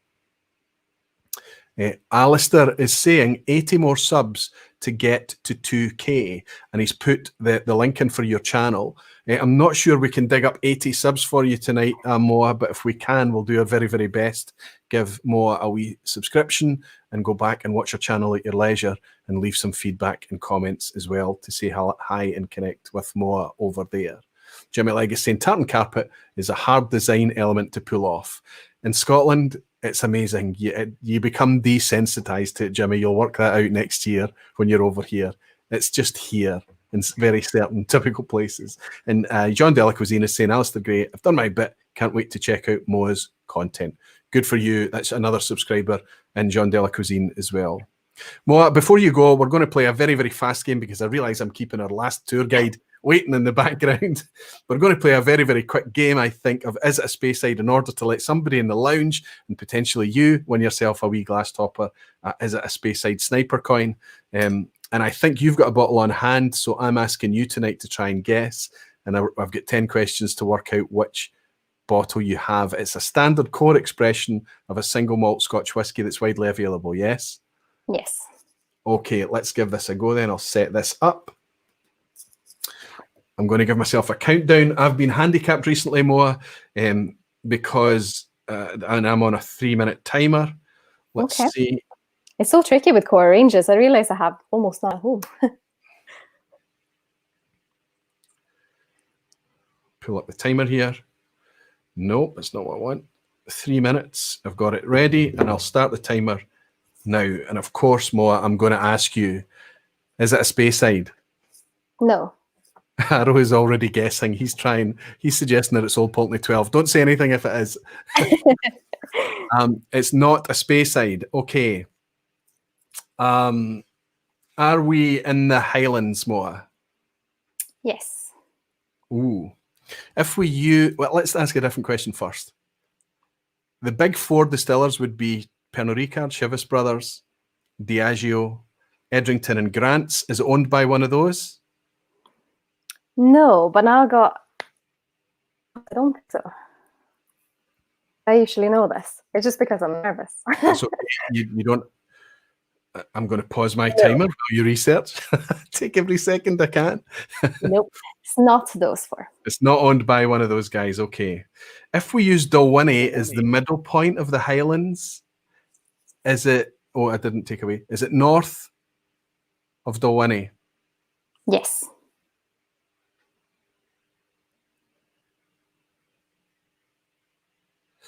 Is it in the Eastern Highlands? Is it kind of east of Speyside?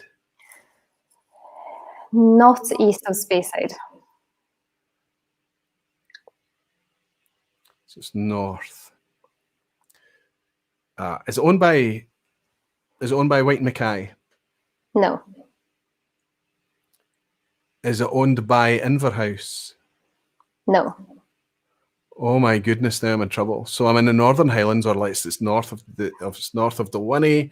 It's not Balblair. It's not Old Pulteney. It's not Dalmore. Is it Tomatin? Yes. Oh wow! Does it have an age statement? No. Is it Tomatin Legacy? It is. Yes. Well done. Oh. I pulled it back again. I was nowhere. Let's see who guessed Tomatin Legacy from. But listen, I'm going to send you a sniper coin if you'll accept it, regardless, Moa, for stepping on and taking part. Lots of people guessing Tomatin, way ahead of me guessing Tomatin. Who was the first to guess Tomatin Legacy? I'm going to wait for one of the mods to come in and tell me who managed to sneak that. It can't be Kresimir again. It cannot be. Kresimir has managed to score 13 coins or something. It can't be. There you go. Moa, thank you so much for hosting us at Glenfarclas. Thanks for stepping up and coming on the vPub behind the bar with me. It's been an absolute pleasure to have you on. If you can stay and I'll bring you back in. We can play the quiz at the end together as well. And I wish you the very, very best of luck with the channel and the great content that you're putting out there as well. And any barflies that go by Mo's, leave a wee comment just to say hello and introduce yourself to her. And I hope, oops, there's the timer. Plenty of time. Well, thank you for plenty of time, yeah. And of course, massive thank you to everyone who's been so supportive. I see that I have a few people that are saying hi that I recognize. So it's just great to have that support. I don't doubt. The whiskey community is amazing. There's huge overlap across the channels. It makes absolute sense that the creators and the channels should be communicating and working together as well. Mo, I wish you the very best of everything. Thanks for stepping up and sharing your stories with us tonight. And I'll see you a wee bit later for a quiz at the end. Yeah, see you soon. Thank you so much. Slanjava. Wonderful stuff. I'm not even going to mess about. I'm not going to talk. I'm just going to get Roddy in because he's been sitting in the background. I was wondering, I said, should I have 3 people on or should I have 4 on? I'm crazy. I never even asked Moa what she thought about the 3 drams. Moa, I'm going to bring you back in just for a thumbs up or a thumbs down on the drams that I've sent to you. Did you try them? Do you like them? Yeah, I've tried them. I just had a sip here when I was sitting listening to Stefan. And yeah, I mean, one of them definitely is very different to the other 2. I mean, you get the underlying character, but yeah, interesting. I'm going to sip these other 2 a little bit more and have a little more of an analysis of it. Right, okay. I'll ask you when I bring you in a wee bit later then. Good. Glad you're enjoying them. I like them a lot. Stefan seemed to leave them, the 2 of them left him a wee bit cold, I think, and the other one he felt was maybe a wee bit too cask-driven. Interesting stuff. Let's ask for Roddy, a thumb up from my friend Roddy. From our friend Roddy, if he's in good shape to drop in. It looks like he is. Thank you, Roddy. Thank you for being so patient and waiting in the background. Welcome again. Good evening. To the vPub, Roddy Graham. How are you doing? Okay? Are you fine? You good? I am good, thank you. Yes, aye. You're fresh off a Glenfarclas tasting, aren't you? I am. Yes, aye. We were doing one at work or in conjunction with Farkles, we were doing one for the shop. Sorry, I'm just trying to get my head at the same height as yours. I know what I usually do is I drop me down, don't I? To get us to the same height. It's no good for my back if I drop the CMA down there, though. So we're obviously talking about your work being the Good Spirits Company in Glasgow. So many people are going to be familiar with the Good Spirits Company, of course. And I know you through the Good Spirits Company, but I'll also know you through Glasgow's Whisky Club. But of course, I know you more recently through occasionally hanging out with me on here. And I think that's the best fun. It's always frustrating because I really enjoyed the night that you were here back in December. Yeah, it's getting closer, I think. We're going to be back in those times maybe that you're going to be able to actually be physically sitting alongside, if you're not fed up appearing on the vPub by that time. Roddy, where are you welcoming us tonight? Where are we going with Roddy Graham and Speyside this evening? So we're going to one of the big guns, the global leader in malt whisky, Glenfiddich. Fantastic. Glenlivet are the biggest in America, but I think across the whole of the world, Glenlivet are the number one malt brand, I think. And Glenfiddich are the number one malt brand, the bestseller. Yeah. I went for when we were talking about this, Roy. There's any number of Speyside whiskies that I really enjoy. I'd mentioned Glenburgie. Yep. Benromach as Stefan. When Stefan was on, I was thinking on the occasions when we've run out of Springbank in the shop, then we point people at Benromach as having that little bit of smokiness and a little bit of funk, but so the Glenburgie, Benromach, Glentochers. You might remember when you were sat next to me here back in December when we were talking about the hidden gems, the undiscovered, under the radar type distilleries. That's what we were sharing tonight. Mm-hmm. You might remember that was the night that the game Is It a Speyside was born, because we found ourselves speaking so much about distilleries that were located in Speyside, under the radar distilleries. And it's amazing that contrast, that you've got all of these kind of big guns, as you call them, but most of it is unheard of because it ends up in a blend. Whether it's you've got this trailblazer in Glenfiddich, and I think it's a marvelous pick, by the way, to pick Glenfiddich to talk about. As back in the early 60s, they decide, no, we're going to steer our own ship in a different direction, and we're going to market our product as a single malt, which in the early 60s, throughout the 60s and into the 70s, there was maybe only about a couple of dozen, maybe barely more than that, single malts available. And even then in very, very small quantities. For Glenfiddich to have taken that step must have been something. Did you hear my comments when I talked about kind of reconnecting or going back and reminding yourself not to dismiss the ubiquitous things? I think Glenfiddich fits into that perfectly, right? Yeah, I mean, I came at whiskey from the other, kind of like Moa. The whiskey that got me into whiskey was Lafroig cask strength 10-year-old. For exactly the same reasons as Moa was saying, is that the flavors are easily recognized. It's you don't have to work very hard to figure out what's going on. And it took me a while to work my way down to the more subtle, the more subtle things that are going on in Speyside. Yes. But having sort of, worked my way around Scotch whisky, I settled in on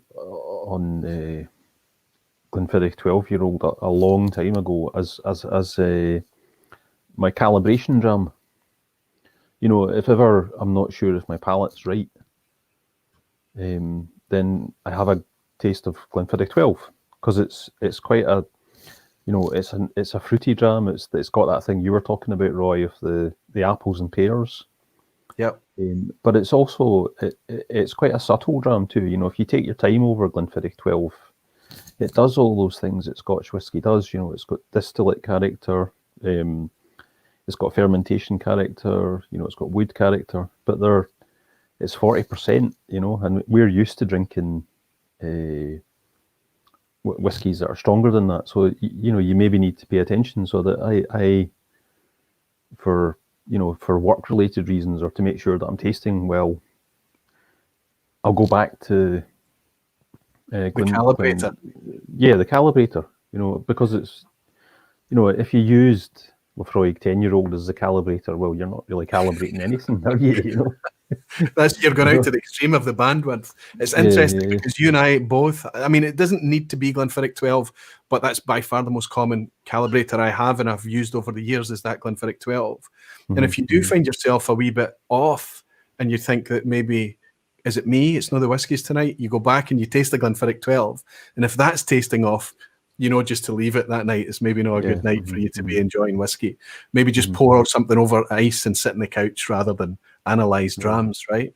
Or have a beer. Or just switch and have a beer or a cup of tea. Absolutely. It's interesting that you have that same thing. And it's funny because sometimes when you're enjoying whiskies down at 40%, 43%, and they can taste a wee bit watery, they can taste a wee bit, dare I say, simple, two-dimensional, thin. So much of that, Roddy, and I don't know if you would agree with me, in my experience, is because we've been driven to the bolder, the braver, the grippier, the spicier, the hotter, the higher ABV, the cask strength and things. And it's because our palate is looking for that. And I think that sometimes you do need a wee bit of a reset to remember the days that potentially a 40% whiskey was ridiculously high ABV because you were used to drinking wine or beer or whatever it may be.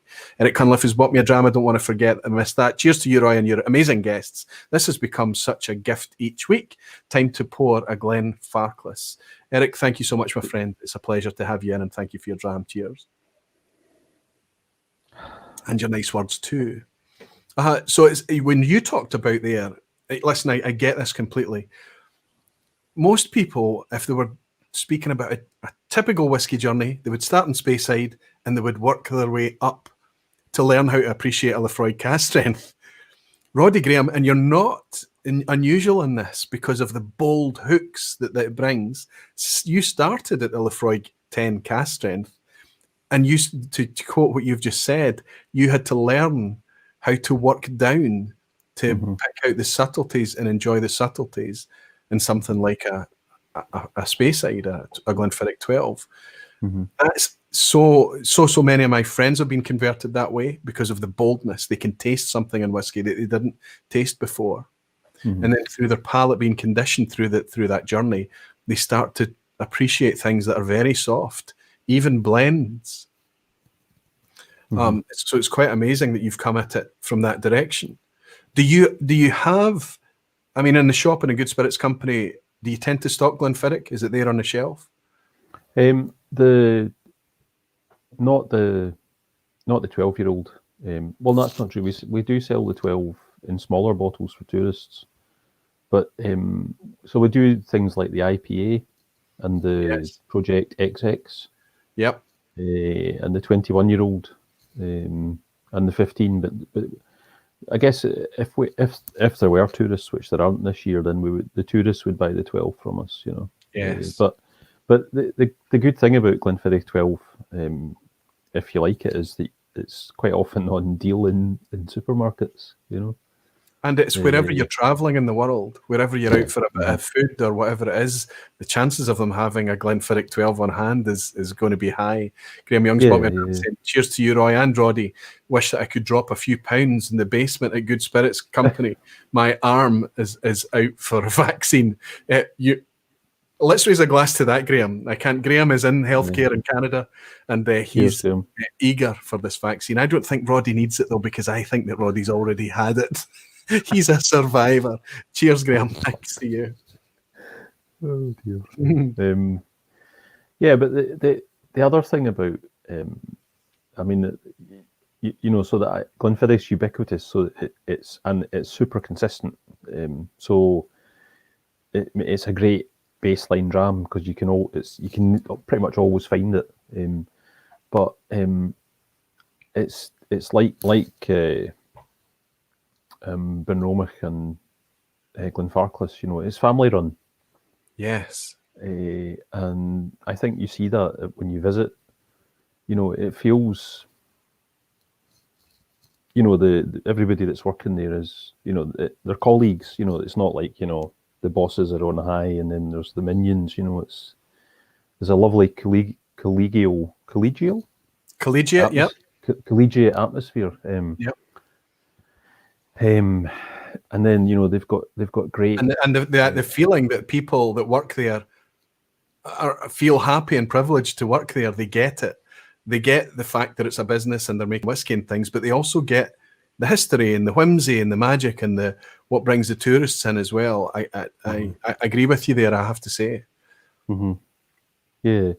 And then, you know, there's amazing things like you know, when you go into Warehouse 8, you know, where they have that vat that's been running for 20-something years that's full of the 15-year-old, you know. Yeah, is it an old cognac vat or a fermentation vessel of some description? I don't know. I can't remember. I think they've repurposed something. Right. And we did. I remember doing the tour where we deconstructed the Solera and we got to actually drop a thief in. I guess it wasn't a Valanche, but a little whiskey thief. You drop it in and pull it out, and we got to kind of pour direct from the vat and sip from the vat, which is a really, really cool thing to be able to do. Mm-hmm. And that's where the 15-year-old is. That's how they produce that 15-year-old. Yeah. And then, you know, other things like, you know, if you just rock up at Glenfiddich, you can take the basic tour for nothing. You know, aye. You know, they're welcoming. Which used to be the way it was back in the days, and not many people have that basic free tour, right? Aye.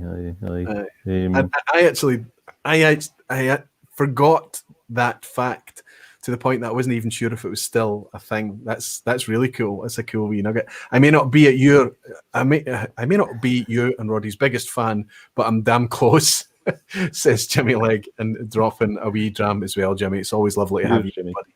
You will be here next year, and if you are, Jimmy, I'll take you into the Good Spirits Company, and you'll meet Roddy face to face. Cheers.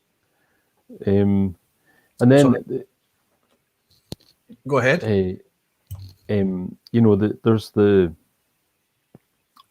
Glenfiddich. I think that they're interesting as well because they kind of stand in opposition to Glenfarclas in this, that they're family owned and they're traditional, and a lot of their whiskies are very much, you know, fit the mold of what Speyside should be. You know, like they've got a blooming stag on the label and things like that. Stag, yeah. But then they do. You know, they do the experimental stuff.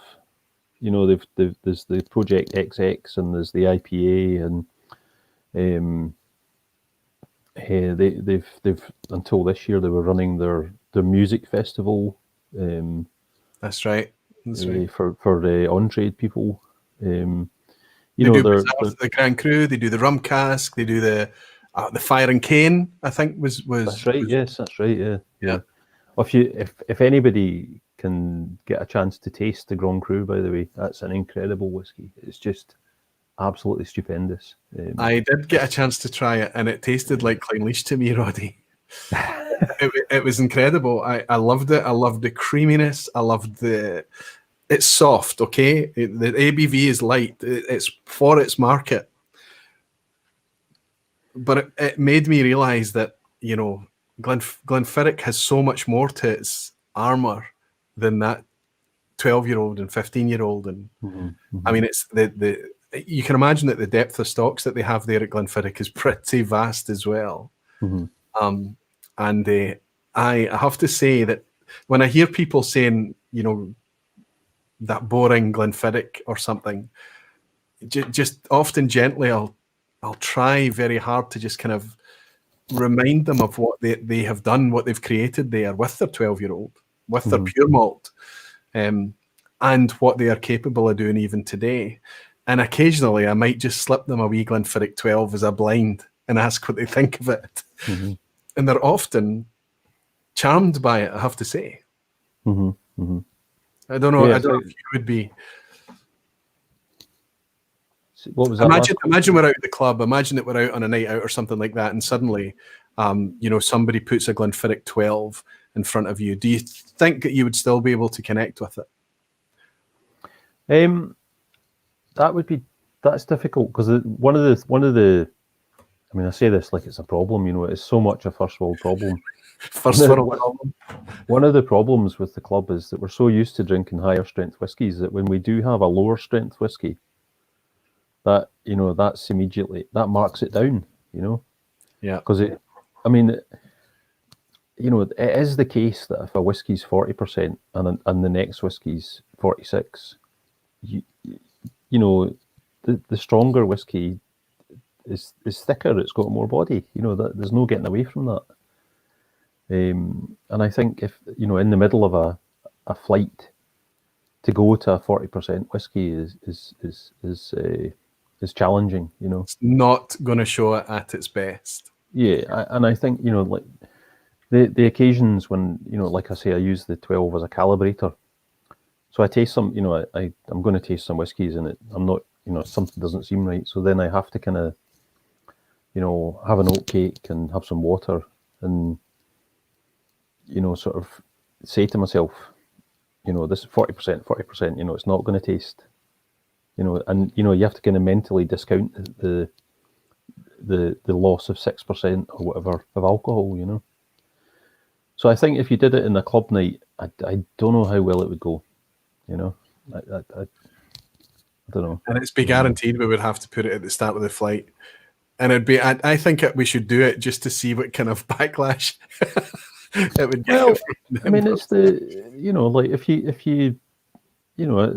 give the club members whiskey, then you're already on the front foot, aren't you? So yeah, it's not. That's right. It's not that Jimmy's saying, if you can slip a Glenfiddich 12 past me without saying there's a lot of pears in this, I'll be impressed. But that's the thing. There is. I mean, there genuinely is. People are tasting it. They can taste something, but they don't know what it is. And you say, "Do you get any apple pear type notes?" And they say, "Aye." And if you can lock it in, eventually you're getting that on lots of other things in the future as well. Mm-hmm. I don't know if Glenfiddich has ever suffered from something I want to ask you about specifically. I say suffered. That's probably the wrong word, but has there ever been a bottling of a Glenfiddich Glenlivet? I'm speaking about the Glenlivet suffix in Speyside region. I'm speaking about, I'll hold this up to the camera to let people see. I've grabbed this to illustrate. There was a time that Speyside was not what we called Speyside, right? It was known as Glenlivet. Can you comment?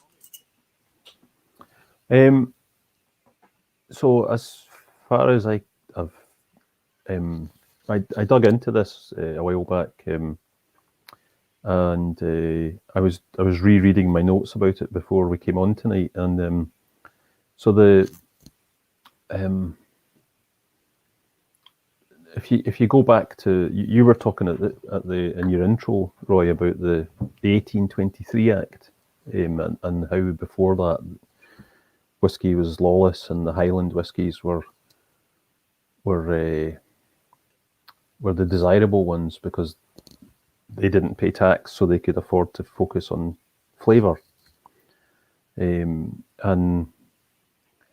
during that time, that's kind of, Glenlivet became shorthand for the good stuff. The Glenlivet itself, the distillery, likes to make much of it being the first legal distillery, and they like to emphasize their founding status. But if you dig back a bit further than that, Glenlivet was a generic term before then. Much in the way that we use the word Isla today, for example. Or? Yeah. So at the end of the 18th century, start of the 19th century, if you were talking about Glenlivet, it was whiskies from that general region, and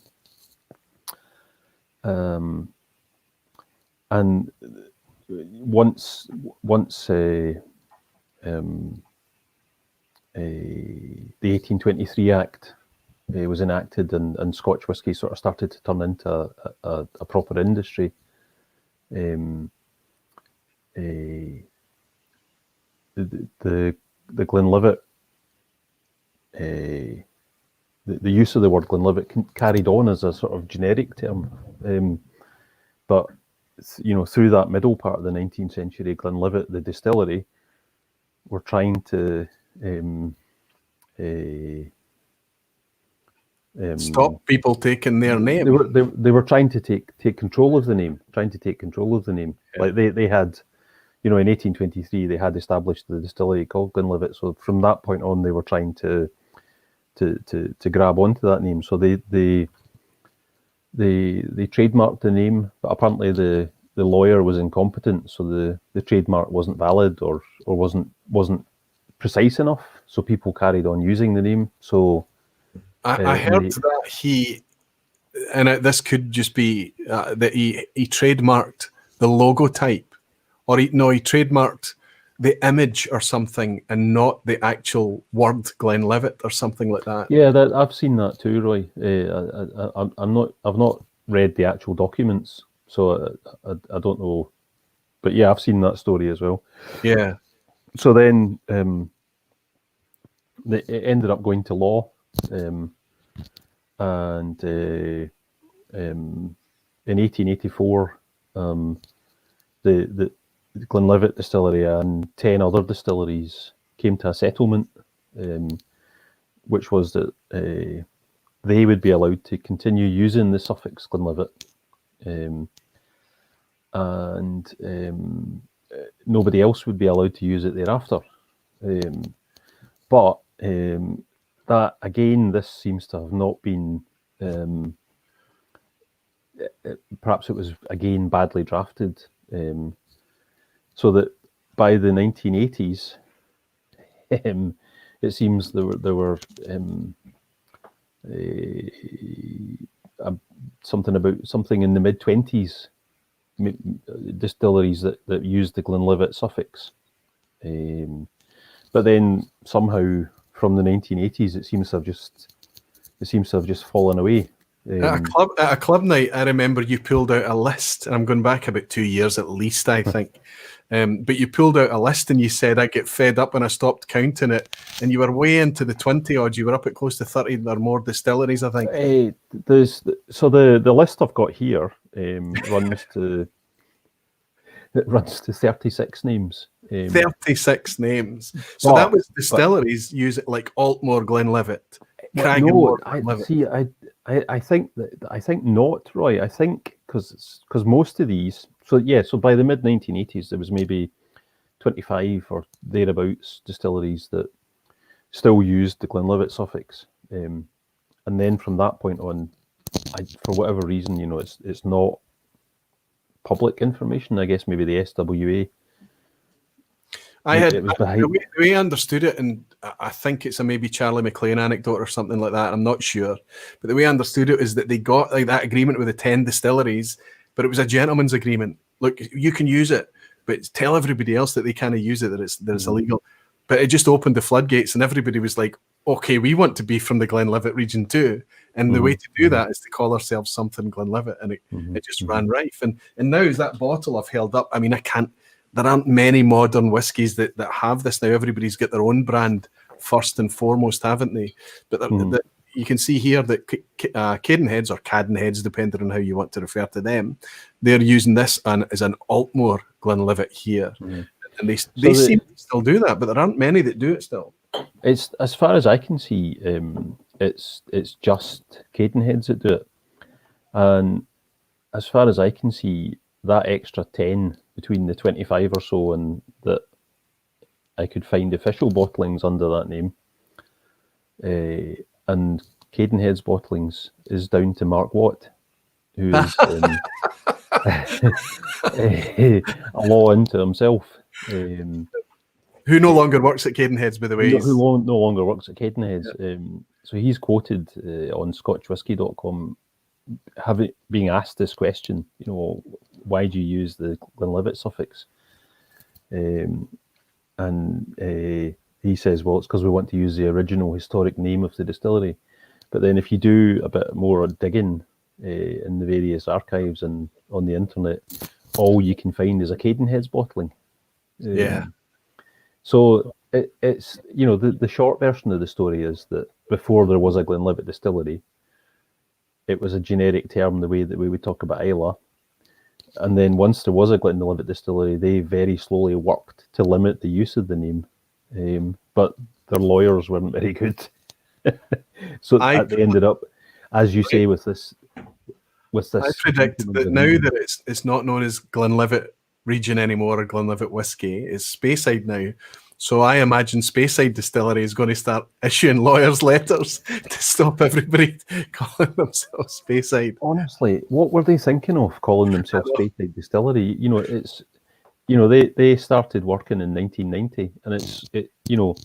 But they've been building the distillery since the 60s. If they'd only been 6 years later and the web had come along, they would have known that was a terrible name for a distillery. And now they brand themselves, of course, they brand themselves as Spey. I've tried a couple of really nice ones, whereas in the past I hadn't really connected with it. I've tried a couple of more recent ones with an age statement, I have to say, that have been really quite nice. The 12-year-old was a decent dram, I have to say, but the Speyside Distillery, it's so confusing, right? Mm-hmm. Indeed. But to come back to the question that kicked us off,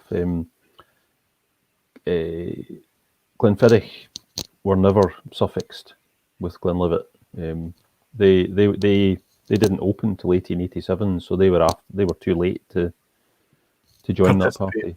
Yeah, because you know, this list I've got of 36 odd, it's older distilleries. But even Macallan were once Macallan Glenlivet. Yes, aye. Yeah. It's quite amazing. They wouldn't admit to that in a hurry right now. Maybe they've got some on their whiskey wall. They've got some antique bottles that actually say Macallan Glenlivet. You never know. But yeah, and interestingly, Glenfiddich are not the biggest producer right now, but they're still going through. I guess COVID has delayed things. An expansion that will mean that they leapfrog Macallan and Glenlivet in the future, and they will become, again, Scotland's biggest malt distillery. It's quite amazing what's happening there in terms of expansion and scale and size and things. Mm-hmm. But right now, the biggest distillery is the Glenlivet. Not the Glenlivet, but just the Glenlivet. They get the permission to call themselves the. You never get a chance to get these drams from me. Well, I shipped them to you. I shouldn't have posted them. I should have just handed them to you. We're often in the same town, but I hoped that you'd get them today. You didn't get these 3 drams, but I'm gonna share what they are, and I'll share a wee bit. I'm just going to condense this into 30 seconds if I can, because we're running very, very late. Very naive of me again, but never mind. This is a distillery that connects with me because of how I've happened upon it in my whiskey journey, and I was always looking for things a bit like you, new flavors, and you know, the flavor chase that you go through, and you never finish that, you never stop that, you're always looking for the next thing. And it was a whiskey ref said, "Oh, we need to try a Longmorn. We need to try a Longmorn." He was talking about the 15 at the time, but he knew that the 16 had been launched to replace it. I tracked down a 15, an old one from auction, and I tracked down a 16, and we both fell in love with them. We really, really loved them. But the 16 for me became such an amazing thing because it taught me how to taste really light, high top notes, tropical, pineapple, fresh. It even got me to the point that I was starting to define the spice on the finish.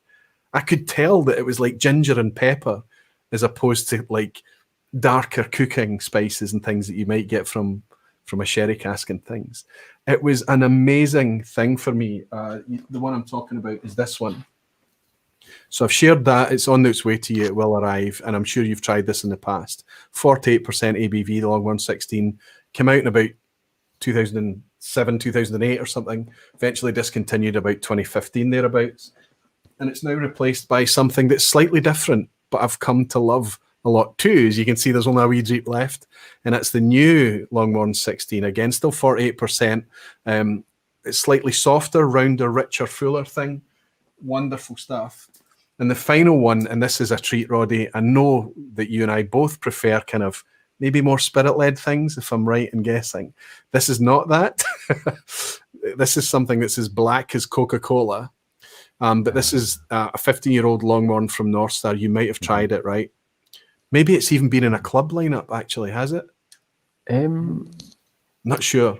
I'm not sure. I have tasted it, yeah.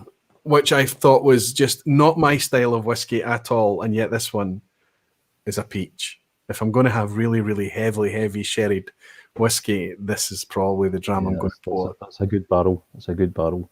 It was dear. It was a pricey whiskey. Aye. And it was but I'm very glad to have it. Anyway, Daniel Vermaas has given me a wee heart and a wink to say lovely bottle. Daniel, that's your messaging on there. I'm not even going to try it. Oh no, you've not written it on there. He usually writes cheers in Hungarian on there. But he's written on the side, it's not friendship until it's shared. Big thanks, my friend, from Daniel. And Daniel Vermaas from Hungary gave me that when he was over in Scotland. He was at that tasting, Roddy, that nearly made you short circuit in May 2019. We called it the Epiphany tasting, yeah. Let's not talk about that in public, right? You've forgiven me since. Tell me you've forgiven me since. I have, but there might be licensing standards officers on the chat tonight. So no, I wasn't going to tell you why, or I wasn't going to talk about why it gave you a short circuit. But let's say it was fully at my feet. It was my fault, but it was still a fabulous tasting. And I'll remember your comments that after I came in to speak to you and I say really sorry, and you said no, it was fine. It worked out okay in the end. And you said to me, that Clynelish, it nearly brought a tear. Do you remember? I do, yes. That was that legendary Adelphi Clynelish. Signatory Clynelish it was. Yeah, it was a signatory. Wonderful stuff. So I hope you get a chance to try these Longmorns and you can tell me what you think. The reason that I love Longmorn is because it's one of those distilleries that is a wee bit ignored by its owner, Chivas Pernod Ricard. But it does occasionally bring out a spectacular core release. Not this non-age statement one, that was poor, I'm afraid. But the ones that's come out with an age statement and reasonably priced are wonderful stuff. And I think it's loved by blenders, or we're led to believe that it's loved by blenders because of it seems to make everything that it's added to better. Mm-hmm. Have you heard that too? Yeah. It's it's a what's the rankings? Top class. I forget what the others are, but top it's tier for blenders. Yeah, it's one of the 10 or so top tier distilleries. But the question is, does it appear on your list? Has it ever been a Longmorn Glenlivet? Yes. There we go. Longmorn Glenlivet. Now it's big enough to stand on its own 2 feet. Excellent stuff. Right. Roddy, I know we're running really, really late. I'm glad that you stayed with us till the end. Thanks for coming on again. Are you going to stay and hang out with us for the quiz? Yeah, I need to walk the dog, but I'll be here for 10. 10 minutes. Let's see if we can get through 10 questions in 10 minutes. Graham Fraser saying Rod Graham hasn't mentioned Brackla on the live stream so far. Give him time. It's because Brackla isn't a Speyside, you see.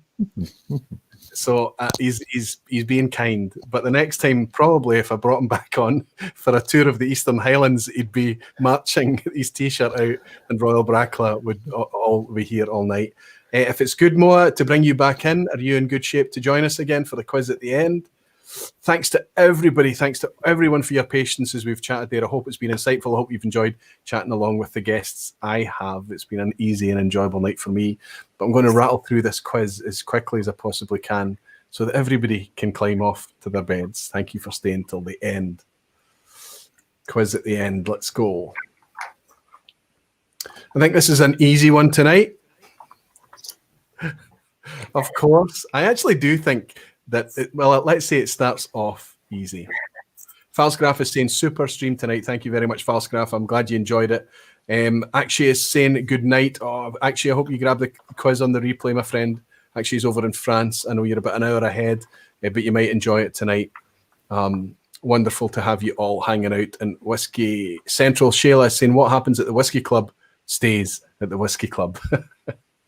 That was when the Scotch test dummies were over. Anyway, let's get the wheels on the quiz and ask, have you got a piece of paper handy, guys? You know we did this before, Roddy, where you could just hold up an A, B, or C. Have you got it? You've been watching, Moa, haven't you? You've already got yours ready. Fantastic. I did mine in slightly darker pen tonight so we could see it. If you can see mine. Okay, so when I ask you to hold up your thing, you can hold it up. And Anthony is convinced it's going to be easy tonight. And does Roddy think that Brackla 21 is worth £250? I would say no, Thomas, but I'll ask Roddy. That's the official bottling. He's got 2 thumbs down. Pick up Royal Brackla and independent bottling if you can.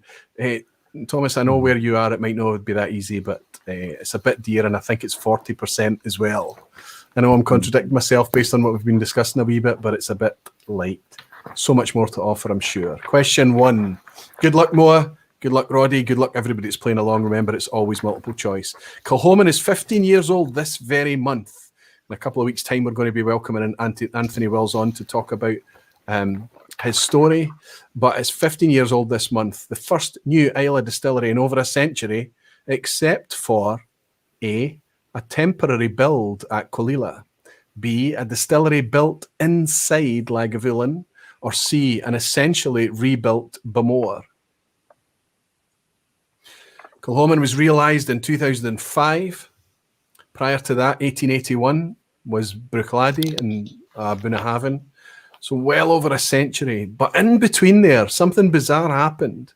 And it was either a temporary build at Colilla, it was a distillery built inside Lagavulin, or it was an essentially rebuilt Bamore. Roddy, give me a nod if you know this one. Moa, how are you feeling about this one?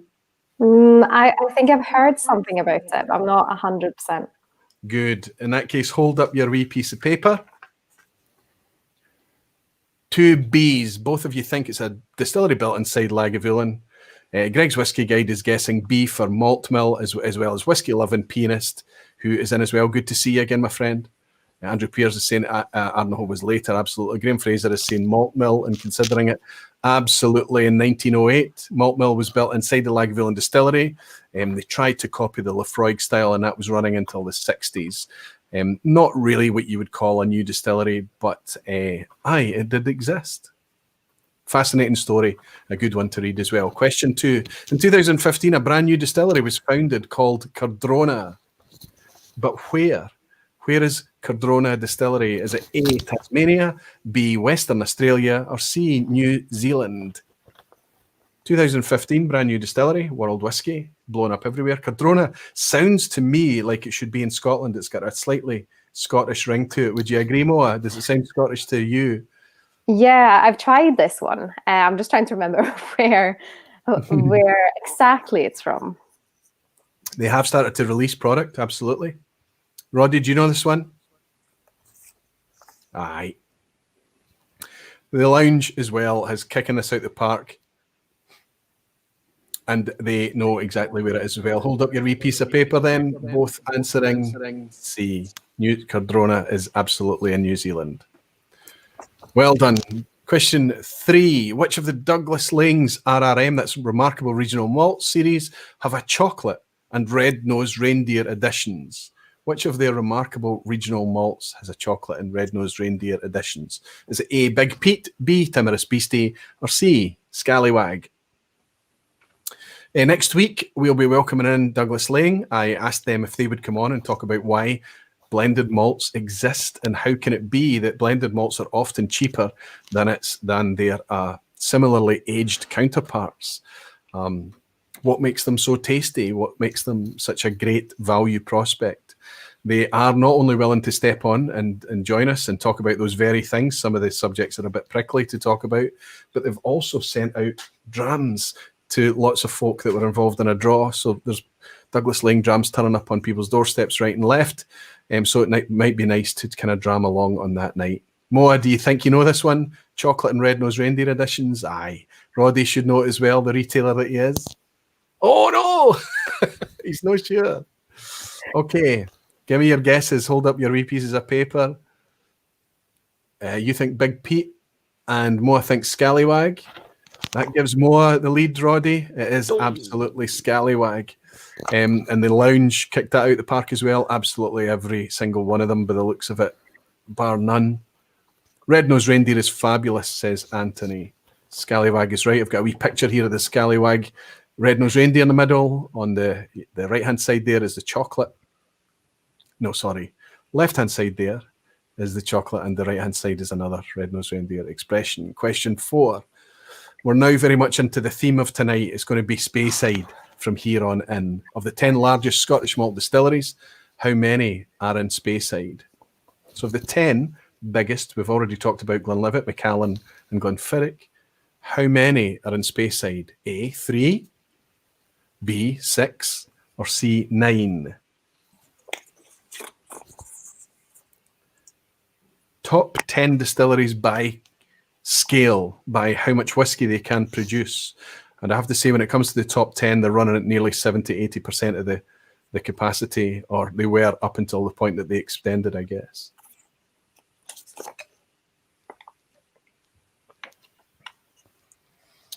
Roddy, Moa, hold up your wee pieces of paper. Give me your... Are you confident about this, or are you guessing? Both guessing. It's quite interesting, I think. Split C. Roddy thinks 9 out of the top 10 are Speyside, and Moa thinks that it's 6. It is 6. I've got a wee list here to say that Ailsa Bay, Glenord, Tuninic, and Colilla are all in the top 10. So we've got Lowland and Ailsa Bay, we've got an Isla and Colilla, and Glenord and Tuninic, of course, are Highland. And the rest, Glenlivet, Macallan, Glenfiddich, Rose Isle, Dalmunnock, and Balvenie, are all Speyside distilleries. Tricky one. Could have been a potential banana skin. But there you go, 6 of the top 10. I thought it was more. I thought the majority were there. Anyway, we're looking at an image for question 5. Halfway point. I'm going through this at a decent rate, I think. Clearly, we're looking at a distillery there. Twin pagoda roofs. And of course, I'm just going to ask you, what are we looking at? Are we looking at A, Cardew, B, Knockdew, or C, Strathyla? Might be helping you out a wee bit here. Some people love the pictures, most hate them. Bart is on a 4 out of 4. Graham Fraser's on a 4 out of 4. Anthony is saying Ailsa Bay is a surprise for me in this one. Ailsa Bay has been made to make any whiskey that Grants want to make down there. Quite a large scale thing. I think about 10 million litres it's been extended to. Graham Horner Whiskey is saying 4 out of 4. Guesses are saving my ass tonight. Would you be guessing this, or do you think you know this one, Moa and Roddy? I think I know this. Yeah, I'm guessing, I think, because I'm not sure. Hold up your wee piece of paper, Moa. Let's see what you're committing to. You think it's Strathyla, and Roddy thinks it's Cardew. Unless it's the back end of Strathyla. That's what I was Well, thinking. that's interesting. Strathyla has the twin pagodas as well, but they're much more symmetrical. Knockdew is not a Speyside distillery, it's a Highland, so I put that in there to help folk out. It is Cardew, Roddy. Well done. Cardew. I wouldn't put it past you to find a picture of the back of a distillery. I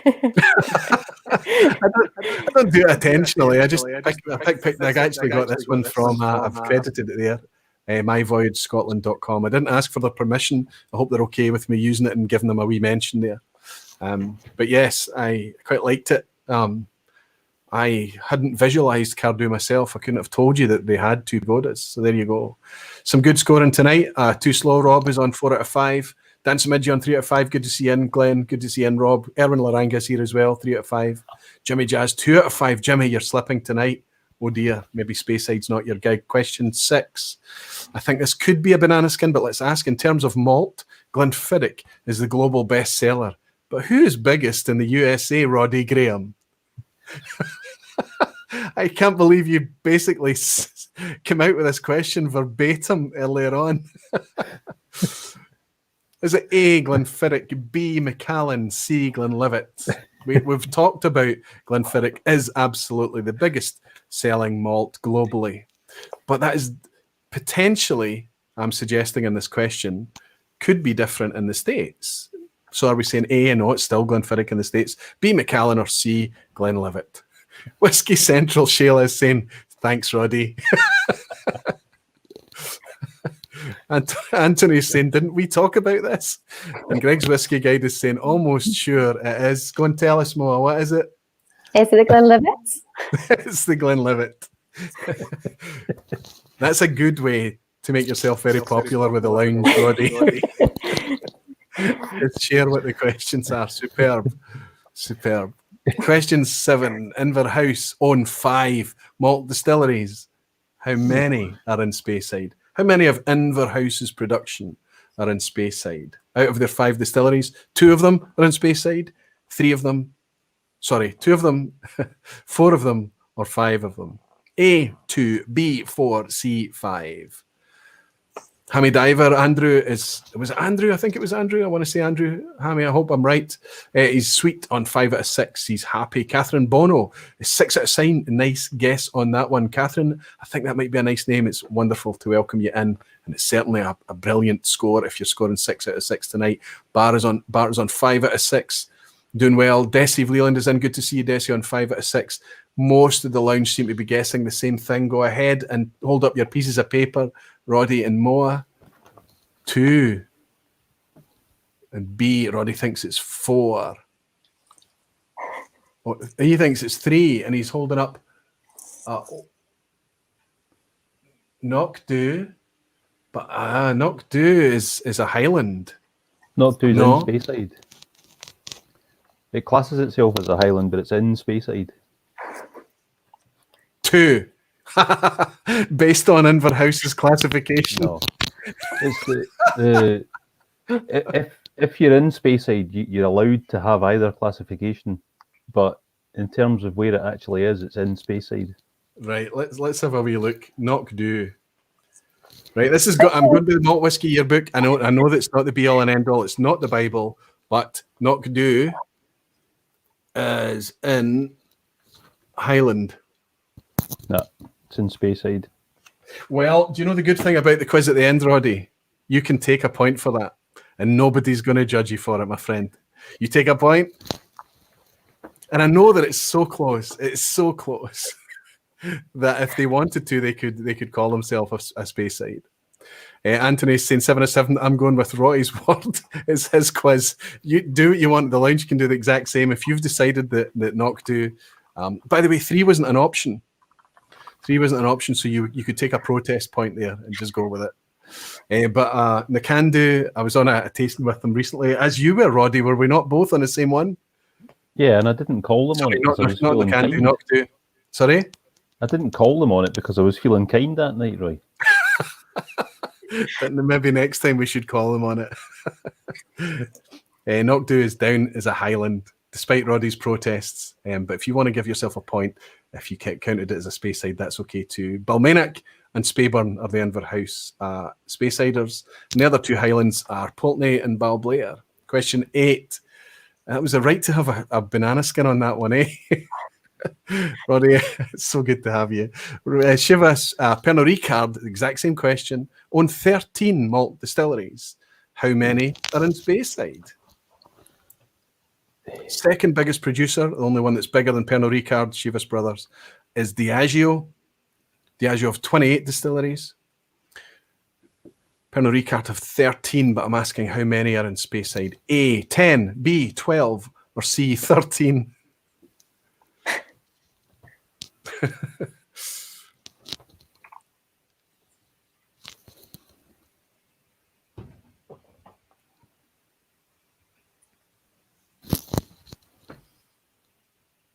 Roddy's doing a mental calculation.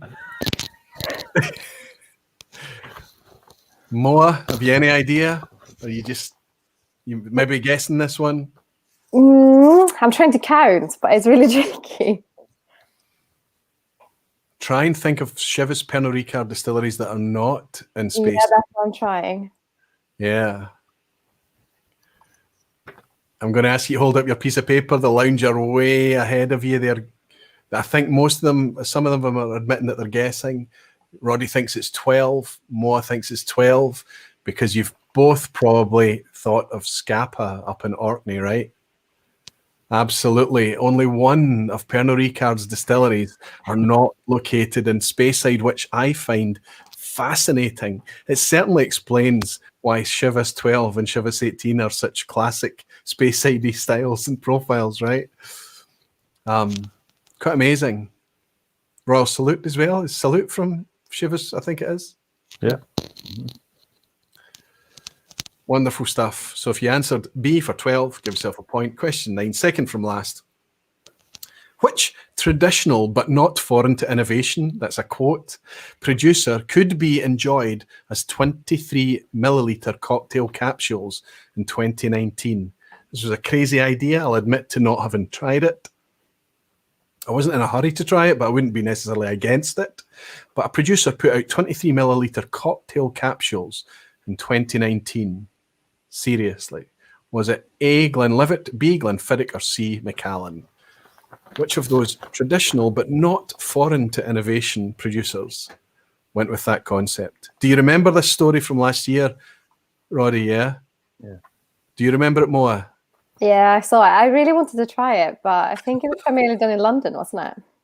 That's right. I think it only ran for a cocktail week or a cocktail festival week or something, and I don't think it was widely available as a retail product. But hold up your wee piece of paper because the lounge is way ahead of you. Whiskey Central's saying only 144 likes and 200 in the chat. Hit the like before you leave. It's fully optional. Hit the like button if you're enjoying yourself. And if you want to give some support, absolutely, it always helps with YouTube. Both of you think that it's Glenlivet, and you're absolutely right. Glenlivet brought out a seaweed made capsule. I've got a picture of it here. I remember all the jokes at the time about dishwasher tablets and all of that kind of thing. They are very similar. There is nothing that makes me want to take 23 ml of any alcohol and just take it as a lozenge.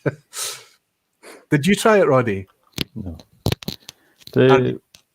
Were they available in this country? I thought they were an American thing.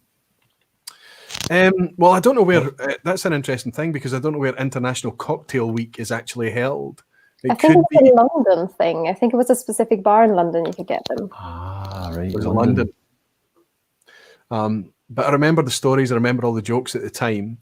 But it seems like the opposite way to enjoy whiskey that they're set up for. So I'm all for innovation, but there has to be some kind of value or some rational reason behind it. So, but there you go. It was Glenlivet. I didn't have a question about it at the time because everybody was talking about it. But I thought maybe a year later, some of us might have forgotten. Andrew Butler is saying it was at one bar in London. Moa, you're absolutely right. Andrew Butler is agreeing with you. Greg's Whiskey is saying, please, the God of Fortune, help me get my first 10 out of 10. Greg, there's a very good chance, my friend, because although that question 10 is nearly always an ASAC question, and it's labelled as an ASAC question tonight, I don't think it's too bad. Good luck, Greg, over there in France. Question 10. Speyside has seen how many new distilleries come on stream in the 21st century? So since the year 2000 until today, the last 20 years, I talked about the Amber Rush, didn't I, on last week's stream, talking about the massive increase in capacity. I talked about all the new distilleries coming on stream. How many have we seen in Speyside? A, none. B, 1. C, 3. Greg, we're looking at Greg's Whiskey Guide in France for his first ever 10 out of 10. How are you scoring, Moa? Do you know? Sorry? How are you scoring? I think I've had one wrong so far. Doing really, really well. Roddy, just the 2 wrong, right? I've got a tally of 7 points. So excellent. And you're confident about this one? No. Everybody. Oh, this is splitting the crowd. No, it's not. They are leading. They're now starting to lean towards one of the answers. Hold up your wee piece of paper. C. Roddy thinks 3. And Moa thinks A. Wow. Wow. The crowd agree with Moa. They seem to think that it's none. Ballindala is 1. Dalmonic is another. And the third one is Rose Isle. 3 new distilleries. Maybe less of an ass hat and more of a banana skin.